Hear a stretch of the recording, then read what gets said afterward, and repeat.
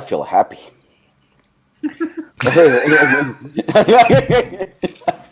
Welcome to another installment of the Final Scoop podcast. My name is Robert Schinetsky, the supplement engineer. Joining me, as always, is my international band of brothers in Shane Smith, Stack.com, Robert, the goofball Samborsky, Apollon Nutrition, Lukasz, the destroyer, Rytkowski, Prometeus Intelligent Sports Technology. Thank you for joining us, my friends. We look forward to another exciting, enthralling episode. Is here as always for all the listeners tuning in on the live feed. Thank you for joining us. If you have any comments, questions, queries, quips, smart aleck remarks, post them up in the comment feed here. If it seems like we're ignoring your question, I promise you we're not. YouTube gets a little bit stupid sometimes. It doesn't actually post your question, so keep posting it in there, or maybe try logging into a different account and do all that. And if you like what we're doing here, make sure to give us a like, thumbs up, hit the notification bell so you're always aware of anytime something new is coming to the Supplement Engineer channel, including these Final Scoop episodes. And if you listen to us on Apple, iTunes, podcasts, any other platforms like that, please make sure to give us a thumbs up, 5-star rating on that, and that helps us climb up in the almighty algorithm and disseminate the good word of all things supplement, nutrition, and fitness to all the masses out there. So here we are yet again, my friends. We've got a bevy of questions to get through, but first, before we dive into that, how are let's check in with Pete Pasimus, and we're going to do a mic check with everybody. So Shane, do test 1 2 1 2. I am apparently very crisp today. Robbie? And good looking too. There we go. Good. Is Lukasz, are you coming from 20,000 leagues under the sea? How are you sounding? Yeah, I paid for all my fees. You paid into the bills. Yeah. Yeah, I paid in full, man. Everyone's paid up this week. I think TJ hasn't paid his bills in like a month. We haven't seen him in a while. I think the internet permanently got shut off. Cut it off permanently. Or he hit his limit. Maybe he's not on unlimited and he's got like 200 gigs a month or something. I don't know.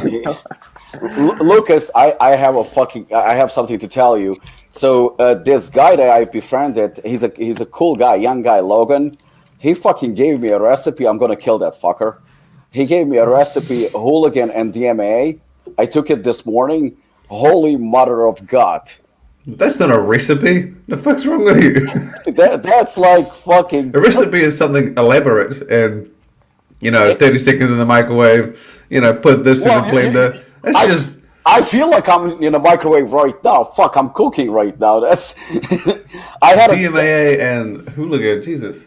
Yeah, I had like a fucking best workout, that's for sure. But I'm fucking sweating my ass off. And it was like 3 hours ago. Is it just bulk caps of DMA that you have, Robbie, or something? Or I took the 25 milligram DMA capsule with full serving of hooligan, and it fucking hits you. It hits you hard. Like the training was amazing, but it was like 3 hours now, and I'm still sweating my ass off. And I have to admit, like the focus is there. I mean, it's a good feeling. Like it doesn't give you like that crazy uncomfortable feeling. It's a good feeling, but just keeps going and going and going, and you feel very warm, so to speak. It's this clean energy. You can like talk. That's why he's happy. Days, right? I'm very happy right now. You're fucking happy. Yeah. Well, good, then we'll keep to positive topics. Maybe Robbie won't get on any of those angry tirades this time. I can't. Like Yeah. I don't know. Shane's T-shirt today. I doubt that. Yeah, Shane's T-shirt looks so good to me right now. It's just like so colorful and happy. Do you have something? Are you sure you had DMAA? Sure it wasn't something else? Something like you didn't have some other kind of like meth analog or something like that. Oh, Or fuck crack? what's in it. Yeah, I feel happy. No trash talking today. Keeping scuba assassin and chopping down a tree. That is a mighty tall task. Damn. That's a nice one. It's mainly stuff. See, I was talking about renovations. I tried to cut down trees in my yard.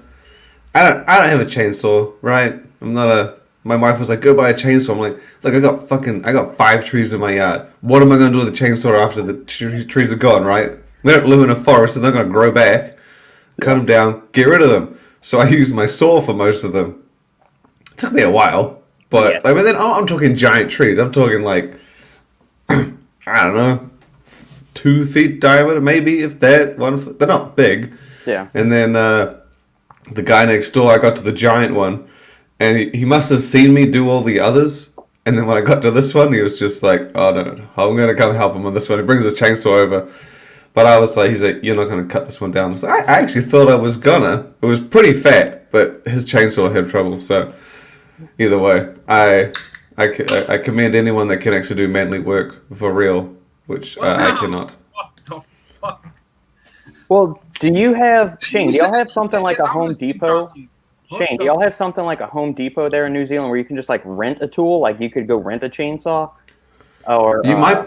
We have like Home Depot like stores that are like large like DIY stuff, but I don't know if you can. I don't think you can rent stuff from them, and if you can, I never even cared to ask or saw it anywhere. So Okay, yeah, I mean they have that here. Like we have a Home Depot or a Lowe's here, and tool rental is something there. I just don't know if New Zealand. nah, we got. Well, when I used to my last place I lived with, the guy next door was like a welder, and he had like all the tools. And if he saw you attempting something, he'd be like, "I got this covered," and he'd whip the shit out. Like I got you. they put a playhouse up in my mum's house. And he came over, cemented the poles to the ground, gave it a platform. I was like, that right there is a man. Because I didn't know what the hell he was doing or what the fuck he was even attempting. So I was like, just put it on the ground, bro. Not a big deal. You need a nail? I got you. You did it out. I'll get my hammer out. You need a coffin? I got you. I program websites. I build websites. I write stories. I can understand supplements. That's the extent of my skill. Outstanding. All right, gentlemen, we're going to jump right into the frenzy. As far as here we go, we put out an APB for questions this week, and we've got quite a few. So here's the first one that came into the thing. And in honor of National Carnivore Month, which is January, what do you all think about keto and carnivore diets? I mean, As the resident, see, this is my thing. I didn't really necessarily know what the keto. I knew what keto was, and carnivore, paleo, and all that jazz. But I've always been on the mindset that you do what actually works for you. Like back in the day when I used to swim, we would carb load the shit out of things, right? And if you didn't have enough energy to perform the training, you would eat more carbs. That's it. You wouldn't have a set carb amount and the coach would be like, that's what you do, right? You would just, if you were short on energy and if you felt sore, you'd eat more protein, recover better. You would chop and change because there's no way in hell that 300 grams of protein is going to be what is good for me and good for you and good for there. So I've always gone on the mindset that I've just chopped and changed the diet to whatever I want. I didn't know that what I actually do was close to the keto diet. I knew what the keto diet was, but I never in my head was like, oh yeah, I'm now doing keto. I was just like, oh, let's lower the carbs. I need to, my weight stopped. Let's just lower the carbs a bit, lower the carbs. And then I got to a comfortable amount where I could, yeah. Well, to be fair, keto isn't exactly zero. They can do, what is it, 0? I don't know what the fucking number is. It's Either like, way. for the average person, it's between like 50 and 70. Yeah, see, and then, because someone said to me, I was like, yeah, I do low carb, like 100 a day, maybe 120. And they're like, that's not keto. I was like, I don't give a shit what the fuck keto is. I did what I felt was good. And they're like, oh, if you drop a little more to keto, I was like, I don't want to drop a little more. I already am hungry. Why would I want to lose more? Yeah. I'll drop it if I go down, but I mean, I don't know. I've never in my life have I done a diet with like a name like like keto, carnivore, paleo. It's just been 5-6 meals. Again, if I'm not recovering, if I get more protein, if I feel hungry, more protein, fats. If I need to lose more weight, less carbs. It's really kind of that's it. Yeah. Eat real food and avoid the bullshit. I mean, I don't know if I eat real food, but yeah. Robbie, what about you? Yeah, same as Shane. I mean, the names keto and all that, I think that came a little bit later. But the low carb thing or no carb thing, it was pretty much known for a long time. It just everybody came with a different system and different approach and all that. I think that specifically when it comes to fat loss, I think both diets definitely work because, I mean, you're restricting carbohydrates. So, you know, it's inevitable that you're going to lose fat. That's a given. I'm still not 100% convinced that carnivore, eating nothing but meat is the way to go from a health perspective. I don't think that it's. I don't have the data. I don't know that it just doesn't make much sense to me in terms of health lifestyle. But then again, diet and health, you don't really go hand in hand together. I don't think like any of those diets are balanced meals or anything like that to sustain a normal sources of all the nutrients. But I'm leaning more like if we're gonna name them, I'm leaning more towards keto than carnivore more than anything. So I think that obviously the difference is just one is meat, the other one is anything but carbs. Keto is meant to be like quite, because I remember someone commented to me and they said, "Oh, that's not keto. The protein's too high." Blah blah blah. I was like, cool, but like, isn't protein meant to be it's not meant to be that high? The whole point I think about keto is that actually it's a high protein and high fat. That's all it is. And I was told moderate protein. Moderate protein and high if you go back and look at like the original clinical stuff, like the clinical ketogenic diet, it is 70 to 75% fat, 15 to 20% protein, and then like 5% or less of carbohydrates. So it's a very high fat, moderate, like protein. high fat. Yeah, but I don't think that anyone follows it to that extent. I think to them keto that means no carbs. I mean, just conventional. Oh yeah, I think Rich Piana ruined it when he came out. He's like, it's like it's semi keto. It's my keto style. It's my keto diet. And every keto diet, I was like, oh my god, just like I can understand the annoyance because he was like, it's semi keto. It was like, no, it was just low carb. But he twisted it and brought it in, then I think that's now what we call low carb. But keto, as far as I remember, I don't think that it's a no-carb diet. I think it's a very low-carb diet. I believe it's... I thought it was 0 to 60, 0 to 50. That's what I thought. I think so. It's 25 or 50, something like that. Yeah, but mainly coming from vegetables, so it's basically fiber, right? Oh, well, that's 0 for me then, isn't it? Yeah. So basically, you're putting more emphasis into, dietary fiber than, net carbs, I would say. That's why you got so many labels. Oh, keto friendly this, keto friendly that, and you have like these calculations where you have like, let's say, the net carbs, per product, and so on and so on. But I love net carbs. I wanted to ask you guys: Did you notice this trend nowadays, especially like this culticism, where like people are like striving to want to be involved or want to belong to some kind of like a group and like cherish only basically one system. Let's say I'm keto, fuck the rest, fuck vegans, fuck carnivore diets, or let's say I thought that was just people in general.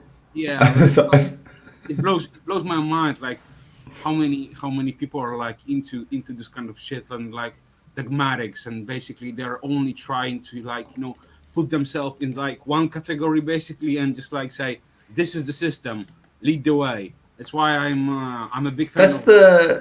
That's kind of the stereotype behind CrossFit and vegans and like there are obviously not all of them are like that, but but then like several groups around the world beyond fitness are like that. They're just you have the people on the corners down the street yelling at you to stop wearing skimpy clothes. It's like people treat the diet like a religion. They want to belong. They want to belong to something, and most of the time, unfortunately, they don't even know where they belong because they don't know anything about like the core of it. They just want to belong. Actually, funny thing is, Carolina told me that yesterday she stopped by this place. I think it's like a protein shake bar or something like that. She was with a friend, and the guy was basically very, very pushy and said, "You got to try our protein shakes. You got to try our protein shakes. We have the best ones on the market, the best quality, the best this." So Carolina goes like, "Please don't start with me on that subject." And she was like, "No, let's not." Did she try it? No, she didn't try it. But hold on. So guess what the brand was? The best on the market. No, Apollon. Apollon is not the best. No. No. You're going. You too good right now. No, go. Was that RTD? No, it wasn't RTD. No. Oh. Oh, well then I'm not going to bet against this because it's What's the shoes? fucking. GM or Herbalife. Caged? Herbalife. Oh god. Ooh. There you go. So the bar, Okay. and he was like basically like she wasn't arguing with him or anything like that, but he was like there are clinical studies. That's the best protein on the market. That's the best. Doctors are backing up. So he was very very passionate about it, even though he had absolutely no clue what he was talking about. I mean, yes, he was selling it, but from what I gather, it wasn't just a sales pitch. It was basically the guy literally believed that that's the best protein on the market. People just want to belong to something. People just want to be advocates for something, regardless, whether it's good or it's bad. It doesn't really matter. People just want, like, same thing as like just the other day, I think yesterday or the day before, I overheard somebody saying that the best protein on the market is only grass-fed, only organic. That's the only way to go. And there is absolutely no, when you ask a person like why you say that, they have no answer. You know what? They will probably say to you because it is, or because somebody told me, and that's it. And that's typically good enough. That's just the way the culture is today. That's the way people want to belong to something. And people don't want to read. People don't want to read anything. People don't want to read. People don't want to do research, even though you can pretty much Google everything today and you can learn. But nobody's interested because it's much easier to put on your T-shirt, I don't know, Team Herbalife, and boom, you belong to something. And his biggest argument was besides the fact that, it's he claimed that there's so many studies behind it.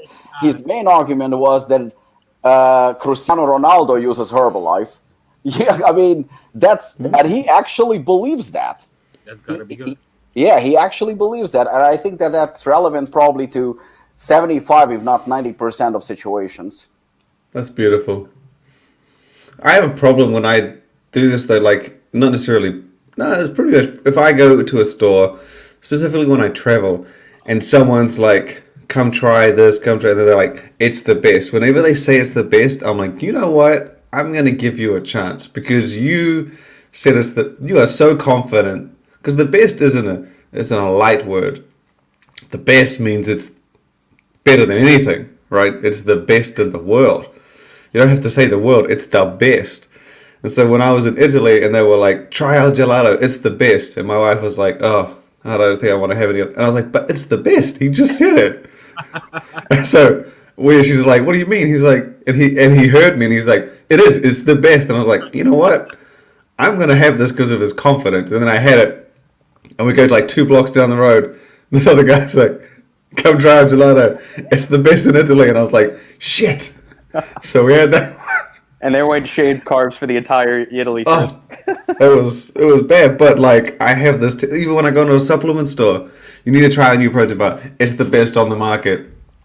I will try it. I know it's probably not. But I can't deny the effort that he has to say it's the best. Right? Like, I wouldn't say something is the best unless I believed it was the best. And they go and say it. I was like, oh, you know what? If you're confident, if you're happy in yourself to say that it's the best, I will believe you, and then I might say it's not. But, you're not going to know. He believed it. If I hadn't tried it, if I had tried it, I'd say no, but yeah. Coincidentally, the best gelato is not in Italy, from what I've had. I don't like when someone is like pushing something on you, especially when I like it. I find it fun. Yeah, but especially when it comes to like diets. I don't like this, we call them like zealots right now, the culticism.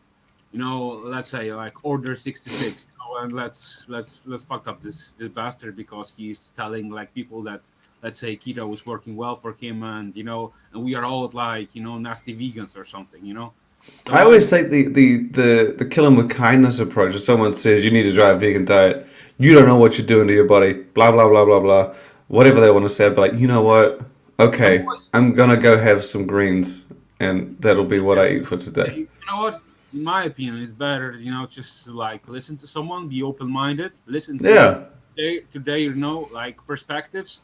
Let's say he will say, okay, vegan works for me because this and that or that. I feel good. I feel this.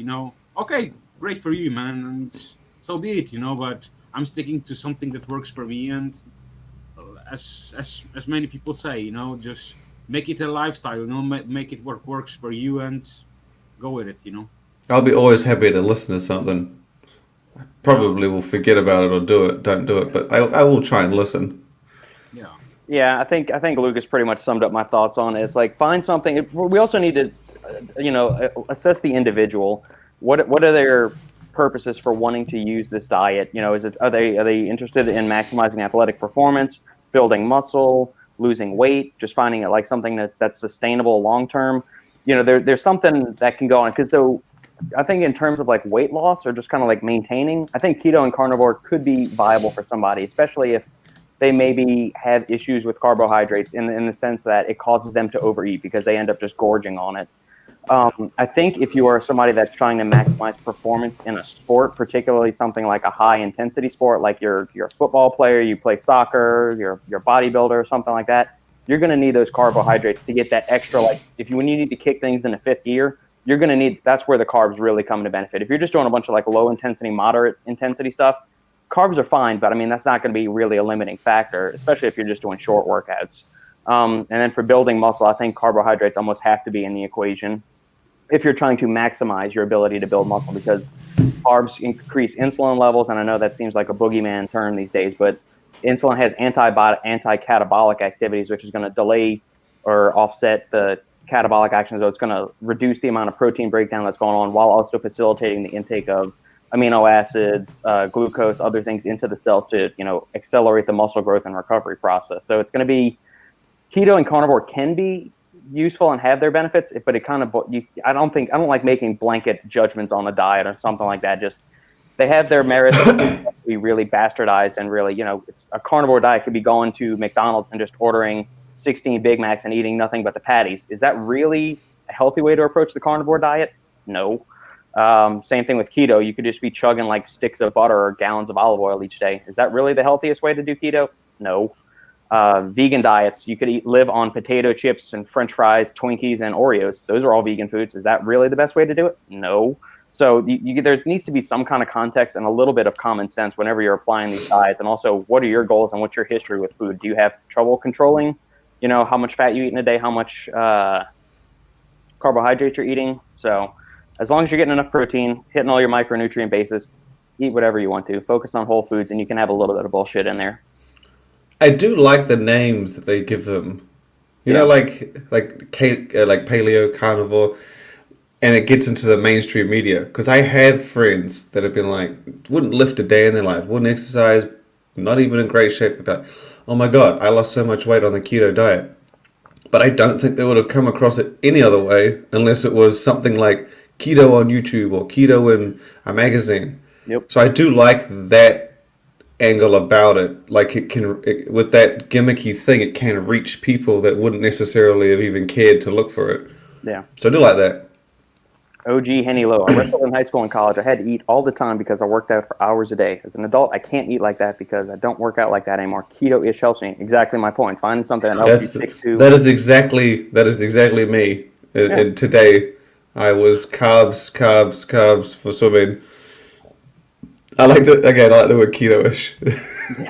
That's exactly what I was saying. It could be a low-carb diet, and there's absolutely nothing wrong with that. I mean, if that fits your lifestyle, I mean, that's what I would tend to say. I tend to eat more low-carb or moderate carb. I'm not super low-carb, like less than 100 grams a day. I would consider less than 100 probably low-carb, or I guess anything less than 1 gram of carbohydrates per pound of body weight. So if you weigh 150 pounds, you eat less than 150 grams of carbs a day. I would consider that a low-carb diet.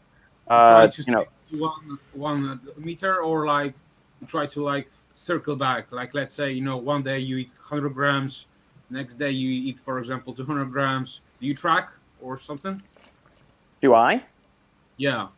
No, I mean I eat. I'm a robot, so I've been eating basically the same for. Have you not seen his Instagram, man? He just eats that shit from the garden and just grabs whatever the farmhouse is throwing out for their fucking their animals. That's all. I'm like a robot. I've been eating the same lunch pretty much since I was back in my engineering days, like going back to 08 or 09, which is like the grilled chicken sandwich on wheat bread with a big bowl of steamed vegetables on the side. I've been eating that same lunch for years and years. It never gets old. I keep doing it. And dinner is either like that vegetable rice meat concoction y'all have seen, or like a giant big ass salad kind of thing with hard boiled. Oh, we've seen all it. that stuff.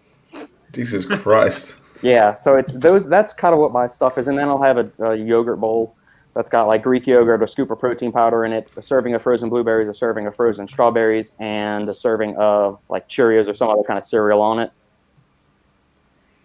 So yeah, I'm very much.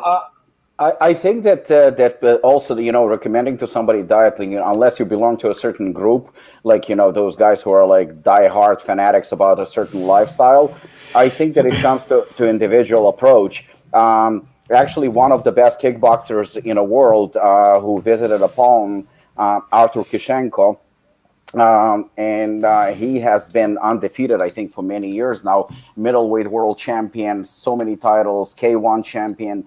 Absolutely amazing. And typically he fights, I think he fights at 155. Actually, he moved to 170. But when he visited Apollon, he was a lot bigger. Like, I think he was pushing like 200 or something. So I asked him, like, what do you do usually, to cut weight and prepare? So he gives himself about 6 or 8 weeks to prepare for a fight, which is standard. And believe it or not, he does not take carbs. He's actually on 0 carbs. Prepping for and he's well built also, prepping for major fights. He's not doing any carbohydrates, and he says that his energy is fine. He does 2-3 sessions a day, and I've done it myself, where I trained actually on no carbs, and I noticed that the first couple of days it's hard. I guess my body is kind of like readjusting to the new diet, or readjusting to no carbs or something like that. But then a few days later, I have absolutely no problem training on an empty stomach, even if it's a high endurance, high pace, hitting the mitts or maybe sparring or anything like that. I wouldn't say it's a problem. Would I advise anyone else to do it? No, I wouldn't. I would hesitate, because everybody is different. Some people, either they need carbs, or they actually, maybe just psychologically they believe that they need carbs. I think everybody is so different that, they should find what works for them. To me, just personally, I would try carnivore just for the hell of it. I don't know if I would do it for a month, but maybe for like a week or two, just as an experiment. But just from a common sense perspective, think about it. Red meat digests very, very, very slow. So even if you have, conventional 4 or 5 or 6 meals a day, I mean, the chances that one meal digests before you having the second one are kind of slim. So it's sitting in your gut. And without any fiber whatsoever, just doesn't seem like it's a logical thing to do. Again, it could work, and from what I see, some people absolutely swear by it. But I think, like, I would be very, very hesitant to recommend anything. I think it just comes to personal preference, and we all different. Some people can get away having 1,000 grams of carbs a day, and they have a 6-pack, and some people have 50 grams, and they store it as body fat. They look like Shane. Lukasz, going back to your original question, I don't track my carbs anymore, but there was a period for like 5 or 6 years straight. I religiously tracked every gram of morsel of food. Like, I'm that anal retentive about stuff. It's either ingrained in my personality or my engineering stuff. And so, like, when everything started getting locked down and all that bullshit started happening in March of 2020, I just kind of said, I'm a robot. I know what I'm eating. I really don't need to spend my time weighing and logging this on MyFitnessPal on my phone there anymore. It's just mental energy I can devote to something else. Even though I know it was the same thing every day, I would always just keep tracking it, just because I'm like, hey, it's something else I did today. I'm tracking just, I don't know. I'm a psycho like that. But yeah, I mean, I have a good idea of what I do. I still weigh out like protein portion sizes just to make sure I'm getting enough each day. Like, so if I'm doing my dinner at night, I'll make sure there's like 5 or 6 ounces of some kind of protein on there, and that's about it. Yeah. So yes, Brooke, I am a robot. Yeah, very much so. Here's a good one. Thoughts on L-theanine in pre-workouts? I had 1 scoop of 300 milligrams and started yawning. Sridhar, what pre-workout did you use? Let us know which one you were using, because there's a few on the market that have that high of a dose of theanine, and I'm just curious which one. Let's start with Lukasz. Yeah, that's definitely too much, if I would like go with like, let's say, a pre-workout, I would grab one that has maybe like 100 milligrams. That's my top. I don't want to like go to sleep during my session. Plus, I don't understand why so many brands are like adding L-theanine to the pre-workouts. I understand that someone to taper the negative effects of the crash post-workout and blah blah blah. But to be honest, I took so many crazy steams and I never had I never had a crash or like migraines or anything like that. Okay, so yeah, he's using Transparent Labs. Yeah, I think Transparent Labs has 360 milligrams of theanine in their bulk pre-workout, and I know NutriBio has 300 milligrams because the caffeine load is 350 and it's 300 milligrams of theanine. Go ahead, Robbie. Your turn. I hate theanine in a pre-workout. I'm just I'm against it. I know I've seen some studies and I read some literature, and I know that it helps with crash and everything. But to me, if something belongs in a sleep formula, case in point, person yawning, I mean, then it belongs in the sleep formula. I don't think it has a place in pre-workout. Again, that's my personal perspective. And you remember we talked about this once I started doing dicaffeine malate, mixing it with caffeine. I really feel that served a purpose. I think Ticrin could be used to an extent. You're probably going to be better elaborating on that than I am. But to me, it seems that every product, Assassin, Overtime, Hooligan, everything we used dicaffeine malate, I never heard one person having a crash. And I just don't see a reason. Honestly, I don't see even 100 milligram of theanine. I just don't see it. If you're taking something to give you a kick in the ass and push you to like tear shit up, why would you put something that's going to calm you down? I just don't see the logic in it. And even if somebody is using it, what Lukasz said, I mean, if you absolutely believe in that, good for you, but 100, maybe 150 milligram at most.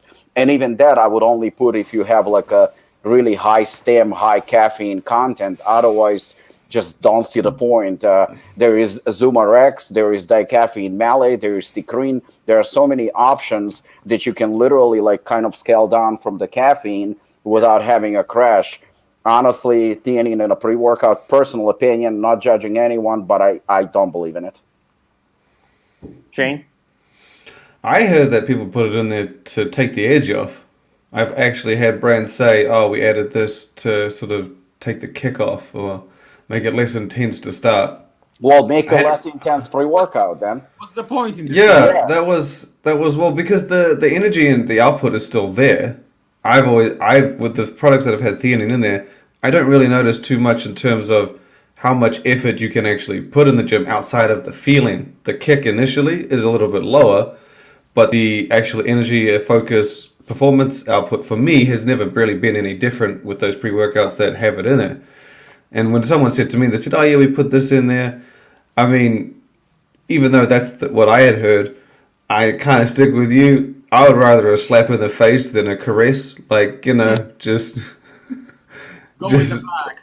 Look, man, I don't want to be gently touched when I go to the gym. I want to go rip some shit up. Exactly. So, and I think to his point, the yawning, because even if you feel less of a kick, it could make you feel less intense, less energized. So I would rather the other side and just be like, hit me hard. And if it's too hard, just take a little bit off the top. But that's me. I mean, not everyone's like, and I know Lukasz is definitely like that. So it's, half a scoop of. I haven't really had a problem with any of the pre-workouts with theanine, but if I had a preference, because the kick to me is sort of just the feeling. It can go sideways after that. It can get better. It can get worse. It doesn't really matter.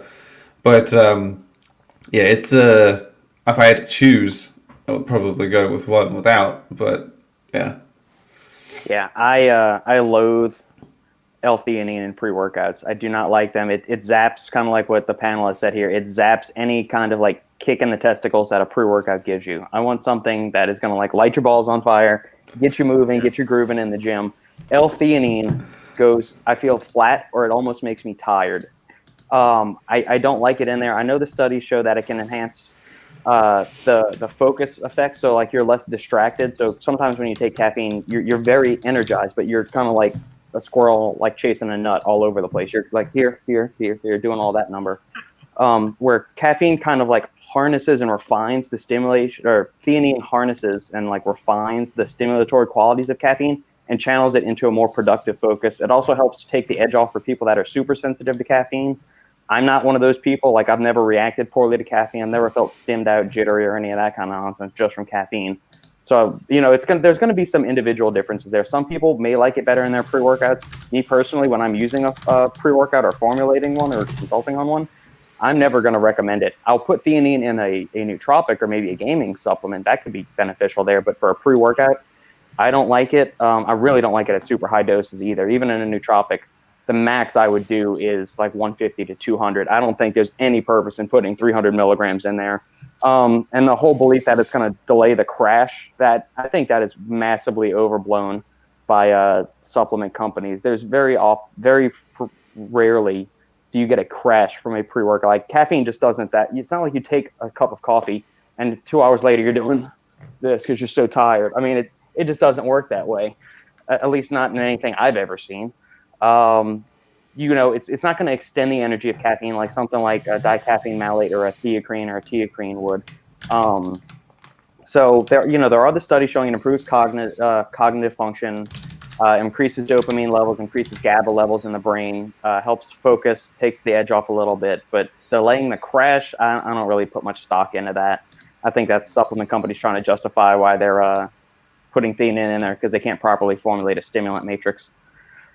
So that's where I stand on that. Let's see what else we got. Any of us looked into Black Lion Research products? They make some formulas with ingredients no others use, in particular the new Han Swolo. They get great reviews.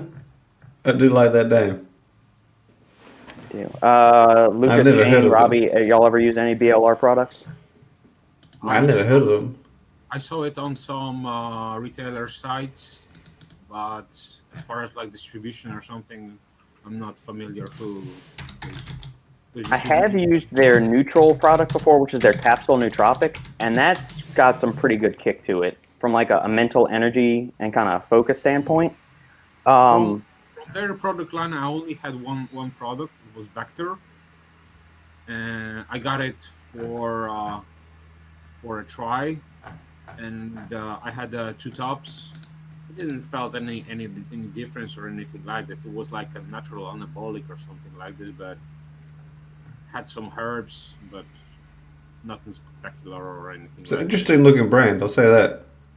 But by interesting, I mean like Black Panther, right? Well, I mean, just the presentation, the marketing, the bottles, just kind of give me that that vibe of, I don't know, like Hey, reputable type. Put on the screen the Han Swallow. Yeah, where's this? Oh, there it is. Yeah, I'll pull it up here. Wait, what? Okay, gonna need Robert just to explain on this one. Oh, holy shit! Fuck, I'm looking at it. Okay. Nigrostracin, phosphate, ostol, cyclodextrin complex, and quercetin, niacin co-crystals. Okay, so quercetin and niacin. We know niacin supports nitric oxide production, as does quercetin, because it's combating some of the reactive oxygen species in there. So it's going to increase the amount of bioavailable nitric oxide that the cell is going to be able to produce. This lignoxanthine phosphate and ostol complex, I have not seen those ingredients before. I have no idea what they are. I've never come across. Yeah, I mean, a lot of these, from what I'm seeing, like a lot of the ingredients they're using here, if I'm willing to bet, they're mostly probably in cell cultures and animal studies with very little human data. Like I said, a lot of the ingredients. There's 2. No, it's all like in their other formulas too. It's and the other stuff across the line. It's a lot of like cell, because I've looked up their neutral ingredients before, and a few other things. Robert, have a look at Vector. The product Vector. Have a look at it. I had this one. At Supplement Facts. Yeah. Huh. Exactly. That was my reaction. I'd seen the Gorilla Chemist. I'm pretty sure uses the Arib, whatever the fuck the rest of that says. Yeah, the Japanese extract. Yeah, and I think Olympus used it in one of theirs too. Yeah. 3 unique extracts. Yeah, a lot of these are going to be like the mechanisms by which they work. They're going to be interesting from like a mechanistic standpoint. How do they translate into actual humans? Because again, most of these are going to be cell cultures and animal studies. How they actually translate into real world humans, that is, like, you're going to be able to hack your physiology using these. I mean, you would have to go off some anecdotal experience because there's, a paltry amount of actual evidence on these ingredients from in healthy human subjects trying to build muscle. So yeah, I mean, I know it gets good reviews on like anabolicminds.com forums. Yeah. Outside of that, though, I mean, I can't speak much to these actual ingredients because I've never really messed with them. They're intriguing purely because it's the unknown for me. I've never had. You never heard of them before? I've never heard of Black Lion before, no. And I also mean the ingredients. Like, I mean, if someone says like Anabolic Minds is a pretty reputable place. If someone said that, if people say that they're good, I'd be intrigued as to the type of experience I'd get because again, outside of like the caffeine and the nootropic and line, right? Because they are like offering completely different compounds and something that no one else is using. So, but usually people that do that, like brands that do that, they'll mix them. Like Gorilla Chemist does a great job. He combines things that you know and you can rely on and you're familiar with things that you don't know. Yeah. So you got a good blend of like, even if this isn't as good as he says it is or whatever, these other things work. Whereas these guys have taken that opposite, I guess, like different and just really gone all out on the unfamiliar side. It's interesting. I'd never seen them before. Yeah, looking up one of the ingredients in their mass gainer, this Viscum album extract. Like I'm seeing, going through the studies real quick. It has a bunch of anti-cancer and immunomodulatory effects due to the triterpenes that are in there. I haven't found anything as far as muscle growth. Can activate leukocytes, stimulate the immune system, anti-cancer properties. I'm looking for something that says muscle protein synthesis or activating some of the anabolic pathways in the body. Interesting. Something for me to dive into and maybe do an article on it, or we can discuss it at length. We can do some of these other ingredients. Yeah, interesting. Yeah, there's so many cancer studies coming up. There's even something on the cancer.org site about it. Anti-angiogenic properties of Viscum album, which would be interesting. It would delay the creation of new blood cells within cancer cells so they can't reproduce as much. Cool. Interesting. Yeah, interesting. Definitely. What is this crash you speak of? I don't know. I've never really experienced a crash off a pre-workout, so I can't really... I think it's when like you do a leg day and you're driving home and you accidentally, you can't control your leg, it spasms out and your foot hits the accelerator and then you hit another car. That must be what he's talking about. Yeah. Gotta be some sort of car crash because I'm lost either way. Yeah, I mean, like maybe with some of those amphetamine-like compounds, like the amp citrate, the DMAAs, maybe you could have a crash off of those just to like depletion of certain neurotransmitters. I will say I have had crashes. I'm not going to say that I haven't had them. I mean, back in the DMAA day, holy shit! I had Nutrix Hemo Rage Underground. Everyone can remember that one if you're alive. Yeah. That shit gave me the crash of a lifetime. Like I would have to sit down for like 10 minutes, but oh god, it was worth it. I mean, it was worth it. Do you think it's the actual stimulants that were making you crash? Like there was such a high that you just bottomed out eventually, or do you think it was maybe systemic fatigue because you were so amped up, you pushed yourself that much harder in your training, and maybe it was that like depletion of ATP and glycogen stores that were causing you to? Nah, because it wasn't necessarily because I pushed myself pretty far. Like we used to do a lot of different things, and like I had pushed myself to the limit. We'd throw up, even outside of pre-workout, before pre-workouts. But this one, it just gives you that, I like to glide through my workouts, have the energy on hand. I don't, and push as much as you can. But that thing, it didn't matter what day I had it. It didn't matter how intense I trained. That was a down. But again, I knew people that didn't get the down. So I know it was probably, and then I knew people that got downs on pre-workouts that I never even noticed at all.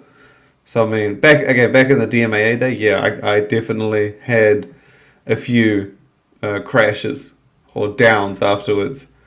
Not maybe the past 5 years, not even any slightly. Slight restart. Okay. All right. Next question. I came in to the feed. What's the craziest or most awkward fan meetup you have ever had? This is from Muscle and Bones. I don't really know. I mean, I've had a few people walk up to me at like the Arnold or something, or the Olympia, and say they recognized me when I was doing reviews with CJ and stuff like that. I don't know if I ever had really like an awkward one. Even when I went to the Apollon All-Star Seminar, now that caught me off surprise because I was just going up there under the guise that I was just going to go to the expo and talk to Robbie, and we'd bullshit and get in a lift and eat and just hang out. And then motherfucker tells me that I'm going to go sit up on this panel and start answering questions where he's got me seated and that's like next to Rytkowski and Kevin Lebroni. I'm thinking, why are you getting like a little like ingredient nerd up there with these bodybuilding legends? What am I doing up there?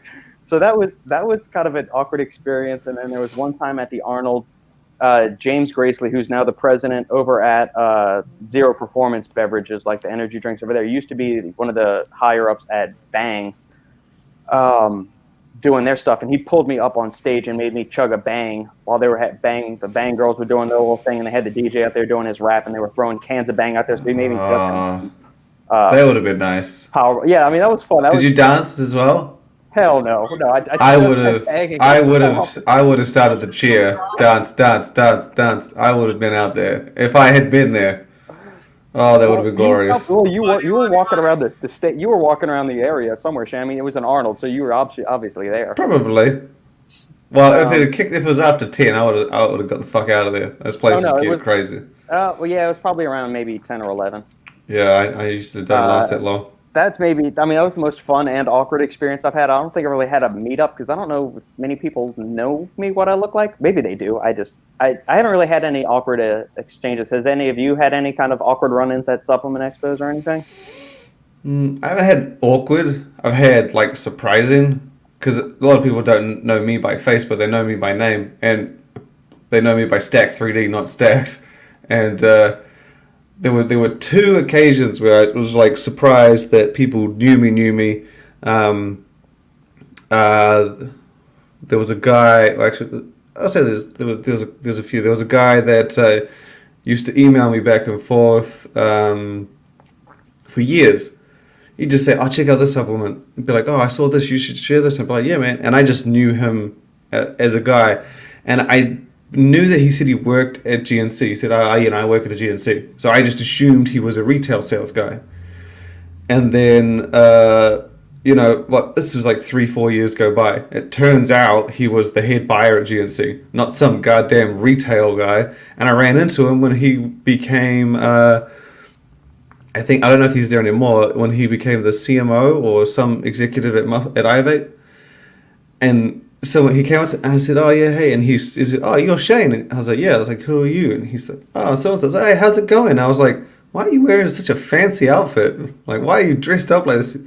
And then he said, "Oh, just at the expo." And then my friend from BSN was like, "Dude, how do you know that guy?" And I was like, "He's been a Stacked fan for like 4 years." And he's like, "He's the head buyer at GNC." I was like, "Holy shit!" And the other one was Hani Rambod. I went to the 50th Mr. Olympia. I was with my friend, and we were on the bottom, and that was where I can't remember which number Phil was up to. And I was like, "Oh man, it was really cool to see Phil win." Blah blah blah. My friend's like, "Oh hey, do you want to go up to the front and see Hani?" I was like, "What?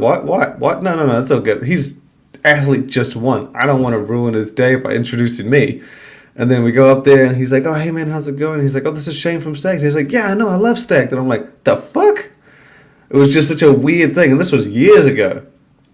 that like Stacked reached people like him on the level that he was familiar, and that's what surprised me. I really ran into a fan, made an awkward moment. If anything, I was the awkward one in those situations because I was like, the fuck you know me, like whatever. But those moments were pretty cool when you see someone that high up and that notable, and they're like, why would you care about little old Stacked? But apparently it's up there.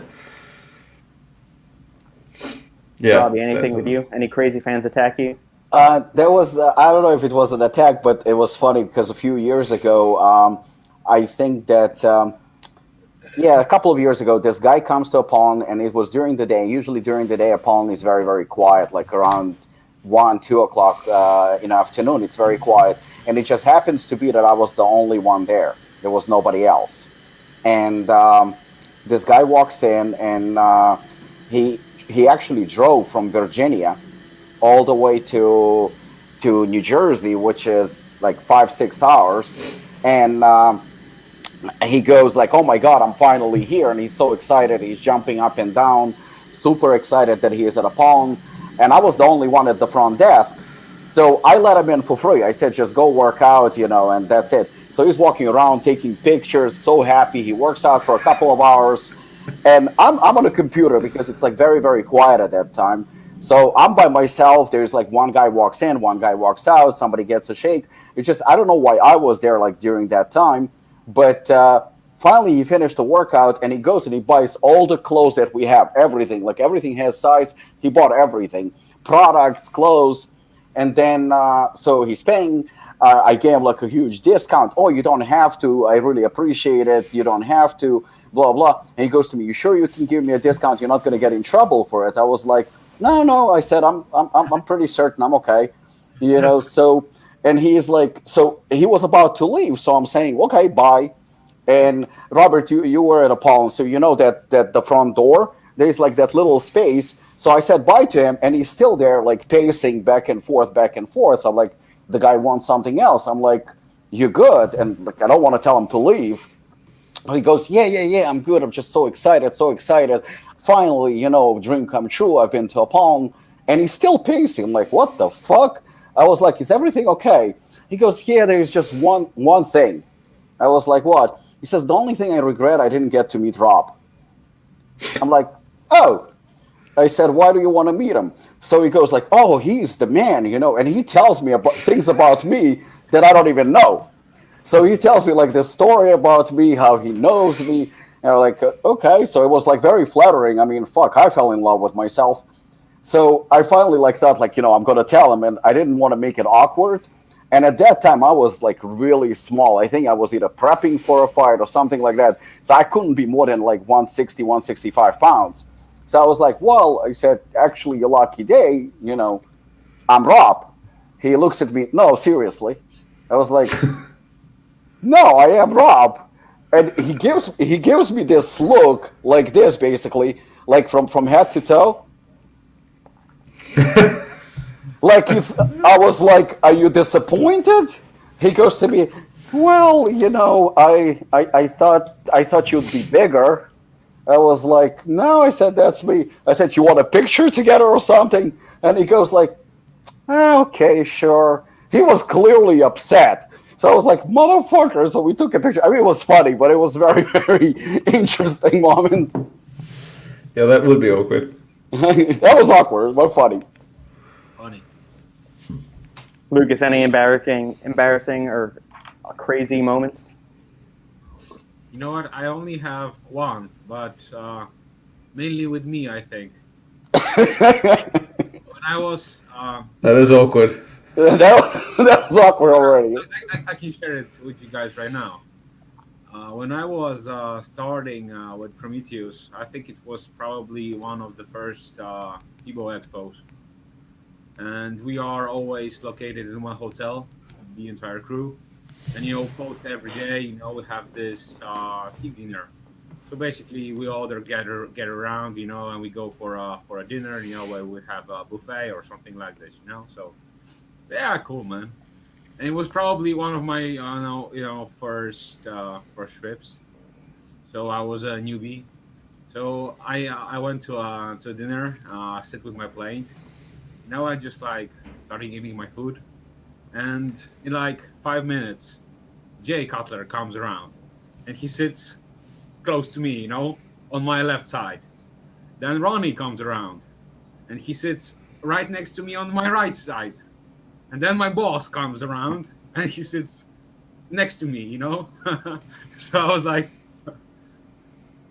what the fuck is going on? That would be pretty cool. That was funny. I was basically like blown away, especially like, for a new person that, that loves the industry and everything. And he can like, basically like see his idols, and just like chat with them, just like with the normal guys, It was like so awesome, You know what? Funny. I just remembered. Something like that happened with me. I went to 10 years ago. No, but 15 years ago. I was in New York, and I went into. There is a building called the Film Building, and I had to go there for an appointment. And I go into elevator, and I just like look down. So somebody else comes inside the elevator, and I have my head up, and in front of me is Al Pacino. So it's just the two of us in the elevator. Like my jaw dropped, and I'm just staring at him. Like literally, like I can't say anything. I'm just staring at him, and he's like because I heard that he's like very quiet and very humble. So I'm looking at him, and I'm like my jaw like literally fucking dropped. And he says like because I'm staring, he goes like, "Hello." I was like, "You're Al Pacino," and he goes to me, "Yeah, I know." That was the most embarrassing thing ever. Like, yeah, Lukasz, you brought up Ronnie. That reminds me of the first time I ever went to the Olympia. This was, was this? It's 2017, I think, was my first Olympia. I'm in the elevator going down from my room back down to the expo floor because I was going to go tromp around the floor. I'm in the elevator going down, and all of a sudden, Brendan from Ronnie Coleman's time. He walks in the elevator first. I just see this guy in like this blue and white polo. I'm thinking, okay, cool, hi. I just said hey, and then I see your boy walk in, like Ronnie walk in on his, the walking sticks he's got, and he walks in. And I went, holy shit! I'm in the presence of royalty right here. I looked at Brendan and I said that, and like my jaw was about to fall on the ground. I just said. And I realized, I'm like, hey, I cannot pass up this opportunity. I'm like, hey, does he have time for like 5-10 minutes for like a real quick interview? We can just talk about the brand. We can do this because this is when I was still doing stuff with Price Plow and getting interviews because I interviewed at that expo Robert Irvine and one or two other people. And I said, look, dude, can I talk to him? And it's super nice. I ended up getting Brendan's information. Him and I had a few conference calls back and forth about some things. I got to speak to Ronnie, shake his hand, talk to a whole lot about other stuff. Man, it was awesome. That was one like a super awesome experience. Very humble, very genuine. Just very casual dude, man. He was awesome. Yeah, I remember. Plus when we finished the dinner, I went back to my room and I grabbed the phone. I called my best friend. And I said, dude, I just met Ronnie and Jay. I was like, it's crazy. I got this with Brendan, 2012, I think. It was when it was coincidence because I remember when we were there, and he was like, "Yeah, come on, Ronnie can sign you a shirt." I have not worn this shirt. The shirt has not been washed. This is still. Why isn't that framed in like this big giant like glass case? I've never had an office, but that is exactly what's going to happen. Okay, there we go. But it was awkward. Not really awkward, but funny now that I see it, because that was when Sean Roden was with Ronnie. Yeah. And no one really knew who he was. And he was like, "Oh, did you want to autograph with Sean Roden?" I was like, "Nah, it's all good." But at the time, like it was like 8 years ago, no one really knew who he was, or he was still up and coming. This guy was pacing back and forth, full of energy. Is he on Hooligan DMA? Which guy's pacing back and forth? I'm confused. Probably Robert's fan. That's funny. Question from Stuff Talk Radio. Thoughts on Balm? What's up, Sean? I feel like this is We're all quiet. I feel like this is a Robert question. I was before I got into the nerd fest. I was gonna let y'all do any subjective experiences. I mean, I've seen it in a few. I've seen it in a few sleep supplements. Again, very much like if I like an ingredient, if I try supplements like sleep supplements or if I try something that I consistently see an ingredient in and they're all coincidentally good, I may venture out to try it by itself or add it to some others. Yeah. I've seen this in a lot of sleep products, but it's not one of the ones that I've consistently seen or felt played a big role. But I have seen it a lot. Anything, Robbie or Lucas? I try to do in some formulas. PS Science has it in their like com product optimize or something like this.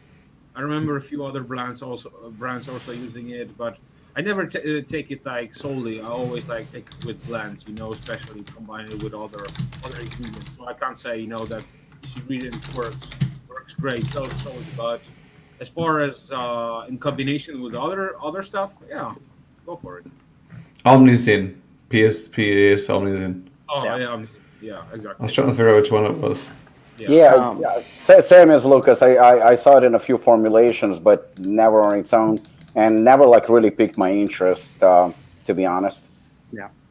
I like the ingredient. It's used in sleep formulas, like you guys mentioned. It's also in a couple of nootropics, and that's because it's got like anti-anxiolytic effects, or it's got anxiolytic effects. So it reduces feelings of stress and anxiety.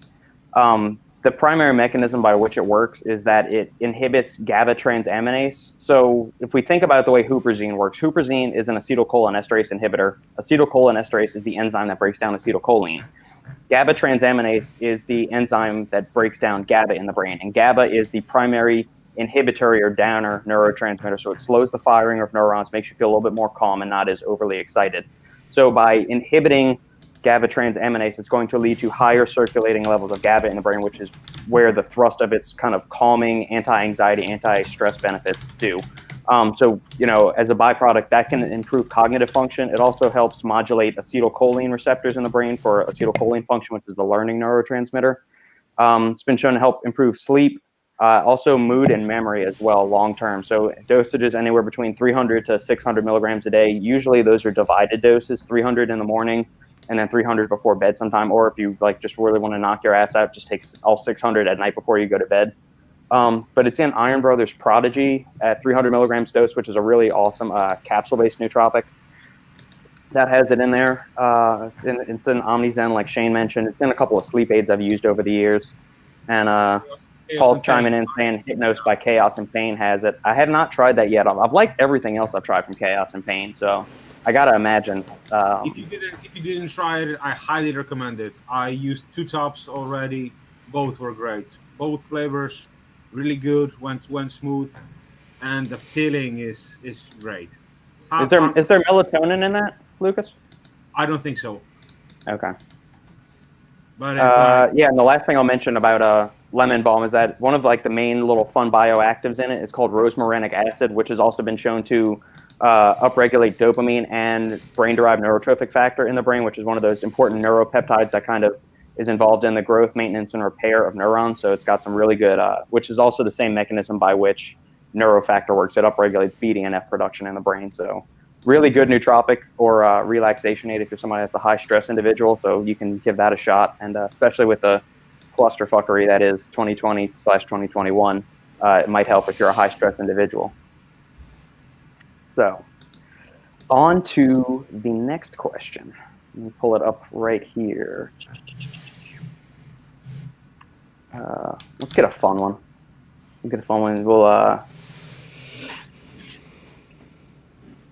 Here we go. Even though TJ cannot be with us here, he will be with us in spirit with this question. Oh, God. Old man question. What was it like for black and white TVs? That's so mean.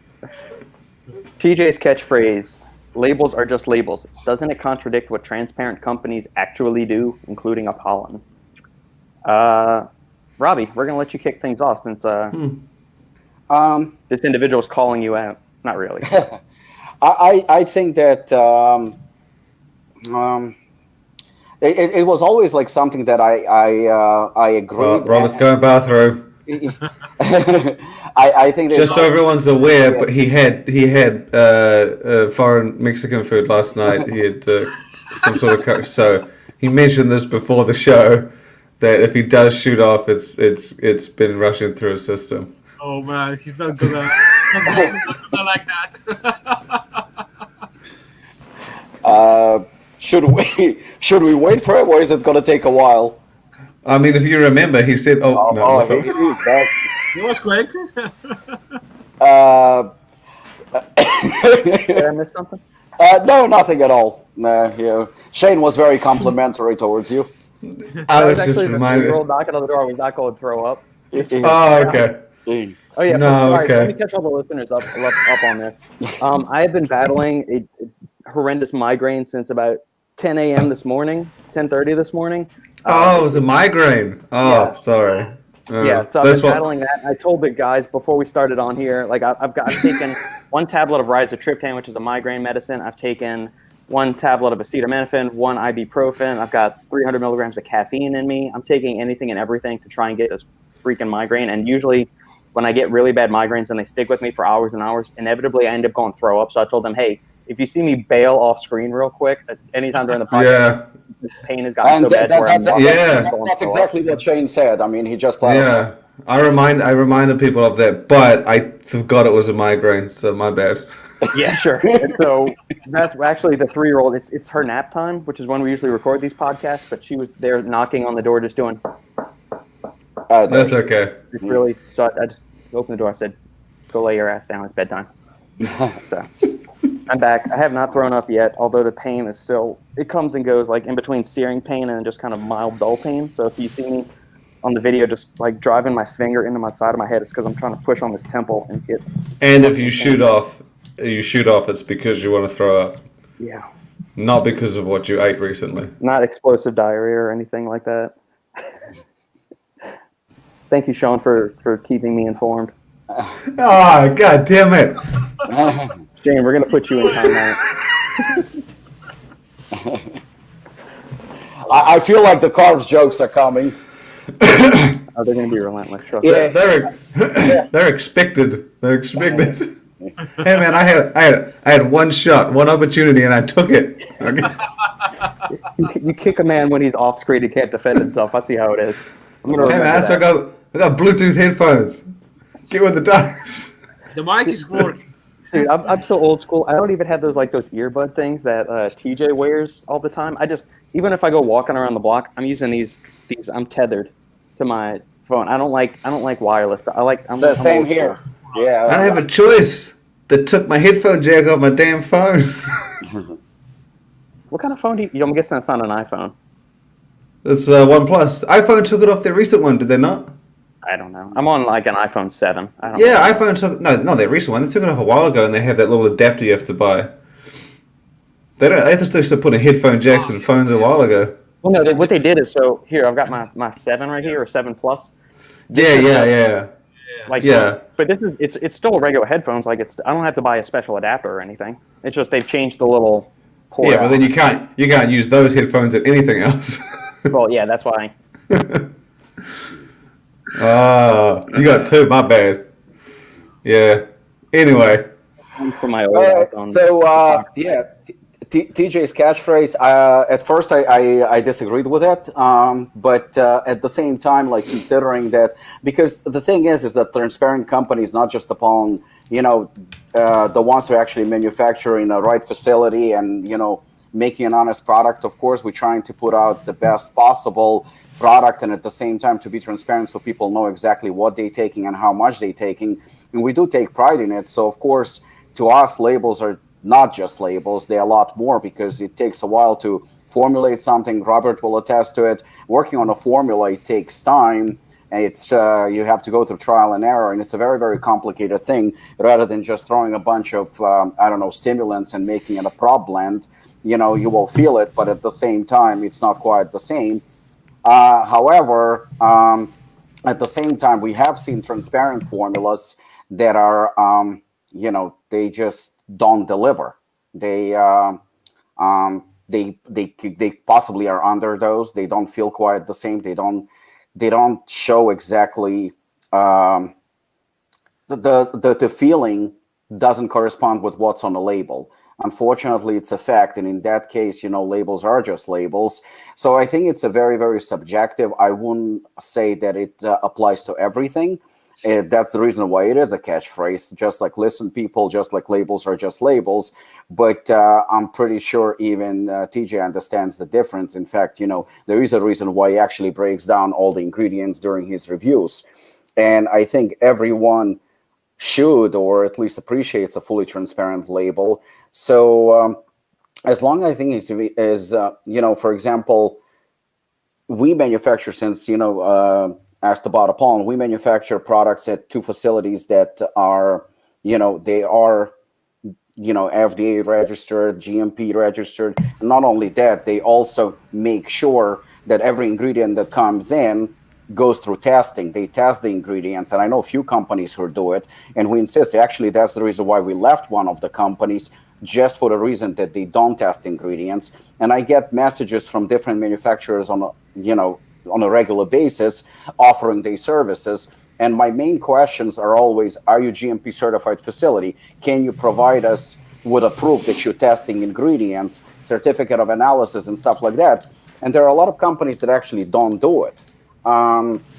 So does it contradict with transparent companies? Yeah, I mean, if you take it directly as a statement that labels are just labels, that probably does. But we all know that it's very, very conditional, and I will stick with transparency. I will stick with, at one point, actually, Shane told me something that, I kind of remembered, and I pretty much live by that, is that if Apollon did something different, it's already expected from us that we do certain things certain way. If we did a prop blend, or we would underdose certain ingredients, while I think most companies can get away with it, I don't think we can. We have a certain following, and we have certain responsibility where that will not be forgiven. So, and so far, everything that we put out, people do feel it. They do feel exactly what they're supposed to feel. And, we're proud of it. We're going to stick to it. If we release some prop blend that is 5 gram serving and has 2,000 milligram of caffeine, you definitely would feel it. And it would be very, very cheap to manufacture it. I just don't see the point in it. And, we have to stick to what we do best. But, TJ is not necessarily wrong, because unfortunately we've seen cases where labels that are transparent just don't deliver, and at the same time prop blends give you that kick in the ass. At the same, I can say that if a prop blend says 5 gram serving, and it includes in a prop blend 10 different ingredients, and among them citrulline, then you pretty much know that it's going to be underdosed, at least when it comes to citrulline or something like that. So those things are not too hard to figure out. But labels are just labels, I think, to a certain extent, but it's not fully accurate, so you can't take it to heart as a staple. Robert, you can probably elaborate a little bit more. See, I've always taken this statement in a different way. I thought that the way he explained it is different, and I think maybe other people understood it that way. I've always taken it, so about 7 years ago, I had 2 pre-workouts. Both had 4 grams of citrulline, both had beta-alanine, both had caffeine. One would say, looking at them, they would perform exactly the same. Not exactly the same, but in the same realm, same intensity. And I was like, cool, it'll be like a showdown. I'll put them against each other, see which one is better. Not only was one better, the other one was absolute shit. But if I had looked at the label, based on what was in it, on the label, I would have not thought this was going to be the case. I would not have thought this is how it would perform. So I've always taken labels are just labels to that. While the formula, I think there are a couple supplements out there that have just a loaded label, just incredibly packed out. And you're like, shit, I had a pre-workout with half this, and so this is going to be twice as good. And you get it, and it's not even remotely what you thought it was going to be, despite how good everything's dosed.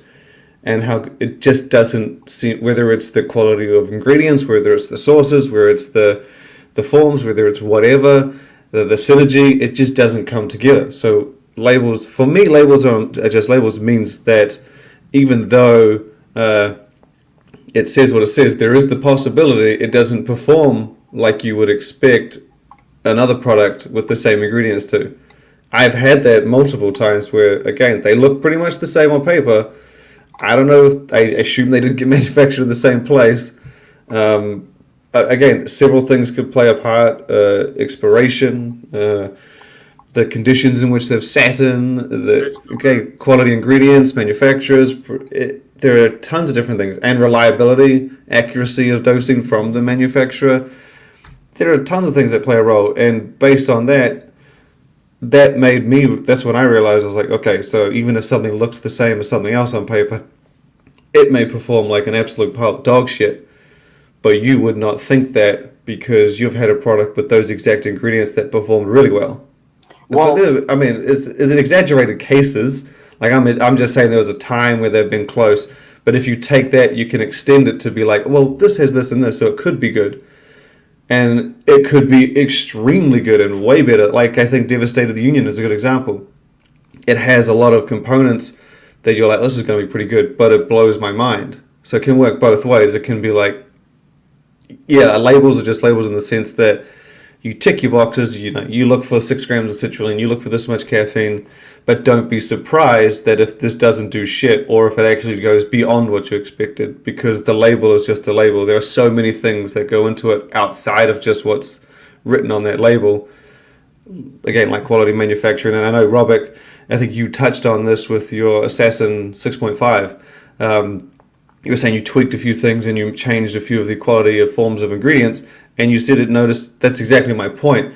In fact, that's exactly what I was saying. You said that the label looks the same, but the feeling is way different.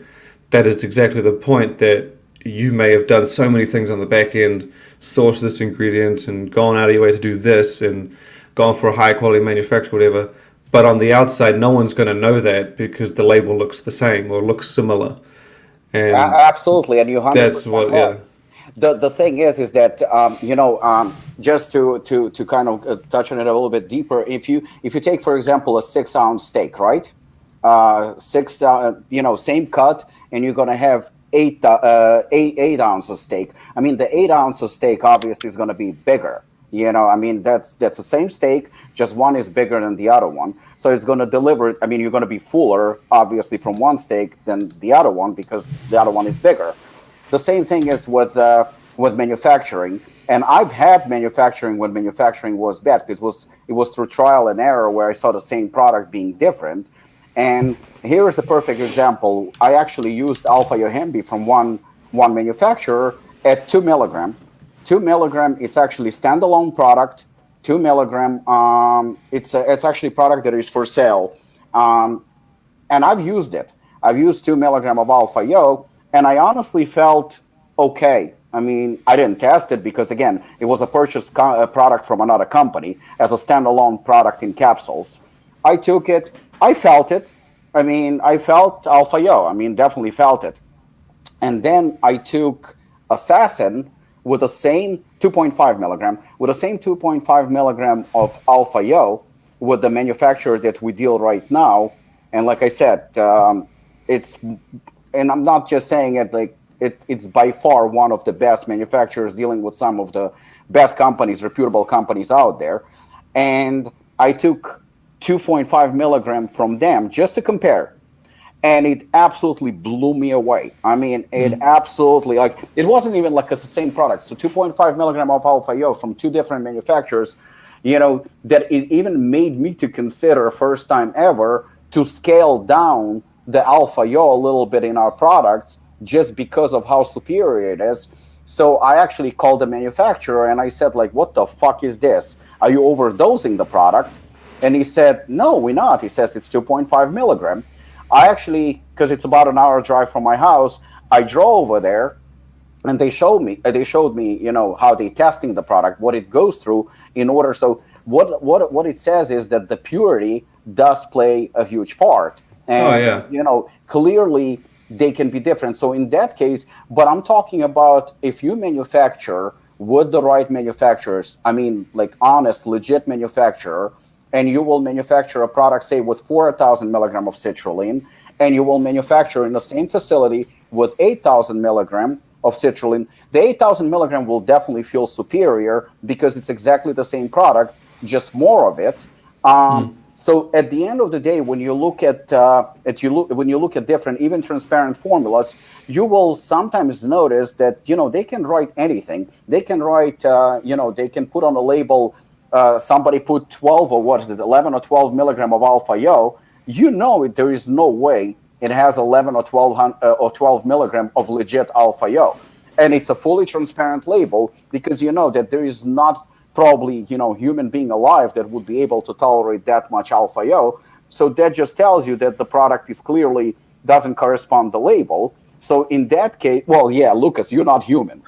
You don't count. But we're talking about the fact that, like you said, Devastator of the Union, great product. I don't think it's overdosed. It's probably fully dosed, but with quality ingredients. It's just one of those ones that I would never have expected to be as good as it is. It's kind of like Jacked. If you had originally seen Jacked back in the day, knowing what you know now, and not ever seen Jacked before, you'd be like, whatever. You take it, you lose your fucking mind. And how much DMA was in it? 30 milligram, 40 milligram at the most. Who cares? That's to say, they were in a blend. No one knew. So labels are just labels in that extent too. In that case, absolutely. But you know what? Even like I think that recently I watched something about pros disclosing the drug cycles, and they saying like in the 80s or 90s, guys would take 300, 400, 500 milligram of testosterone, and that would be it. And they looked amazing. Today, you can hear from every gym rat that he's using 1,000 milligram of testosterone. So what does it tell you? It tells you that more than likely, because right now the underground labs are popping everywhere when it comes to steroids. The illegal production of steroids are everywhere. That if he's taking 1,000 milligram and he doesn't get the same results as somebody who was taking a quarter of that or a third of that, that should probably tell you. I mean, besides the fact that maybe he doesn't have the same genetics, or maybe besides the fact that he doesn't train as seriously, but I think that it's just underdosed. That's all it is. It's underdosed, and I think the supplement industry is exactly the same. Because today you see a lot of products that just like loaded, but at the same time when you try them, you don't feel anything. You hardly feel that there is any caffeine in it. So in that case, yeah, absolutely, labels are just labels. So I don't know. Like the only thing that I would recommend is to stick with reputable companies that making quality products, and all those shady, companies that popping left and right that barely have a website. Some of them have, just Facebook account, and that's it. Again, that's I think where the problem lies. And in that case, I think that the fact that he says labels are just labels, it's actually fairly accurate because it's true. But not only that, also, there are certain companies that spiking their pre-workouts with that's the other problem. with actual illegal substances, because if somebody who makes underground steroids can order powders from China and make steroids in his basement, that should tell you that the supplement companies can do the same. It's not that hard to buy containers. It's not that hard to print labels, and it's not hard, to blend stuff. I mean, it can be done. And, if you can get something illegal from overseas that costs nothing and you can spike the product, boom, you have a cheap product, and that people taking and saying like, wow, this is like crack, which in reality it might be. Yeah, exactly. The point, muscle and bones. I see where Shane's coming from. The label maybe it's tough though, because again, you like he said about Alpha Yo, like, if you're someone who's new to supplements and you're looking for a product with Alpha Yo, and you're like, this has got 12, they're never going to know. It's not like you can write on the product done at a quality manufacturer, because as soon as you do that, those shitty manufacturers are going to do the same thing. So it's I guess that's where reviews like TJ come into play and reputation comes into play. And you just got to, not necessarily be careful, just because they're not interested in poisoning you. They're more interested in giving you jack shit and taking your money. So that's the difference. And I will say, like, But you one know thing I what? noticed, like, ingredient potency and extracts, like the purity of the extracts, kind of doubling down on what you guys were saying, is that, like, there are some, like, just generic Yohimbe extracts will hit a hell of a lot harder than just Yohimbe and hydrochloride. Like, I'll take a 100 milligram capsule of Yohimbe bark extract standardized to yield 4% of actual yohimbine alkaloid, like 4 milligrams of yohimbine. That will hit harder than 5 milligrams of just pure yohimbine hydrochloride to me. I tried that too. Absolutely. You're 100% right. I mean, it lights you up, and you feel like you start sweating, you feel hot, you feel super energized. I mean, it feels great. So, I mean, I think it's cheaper, actually.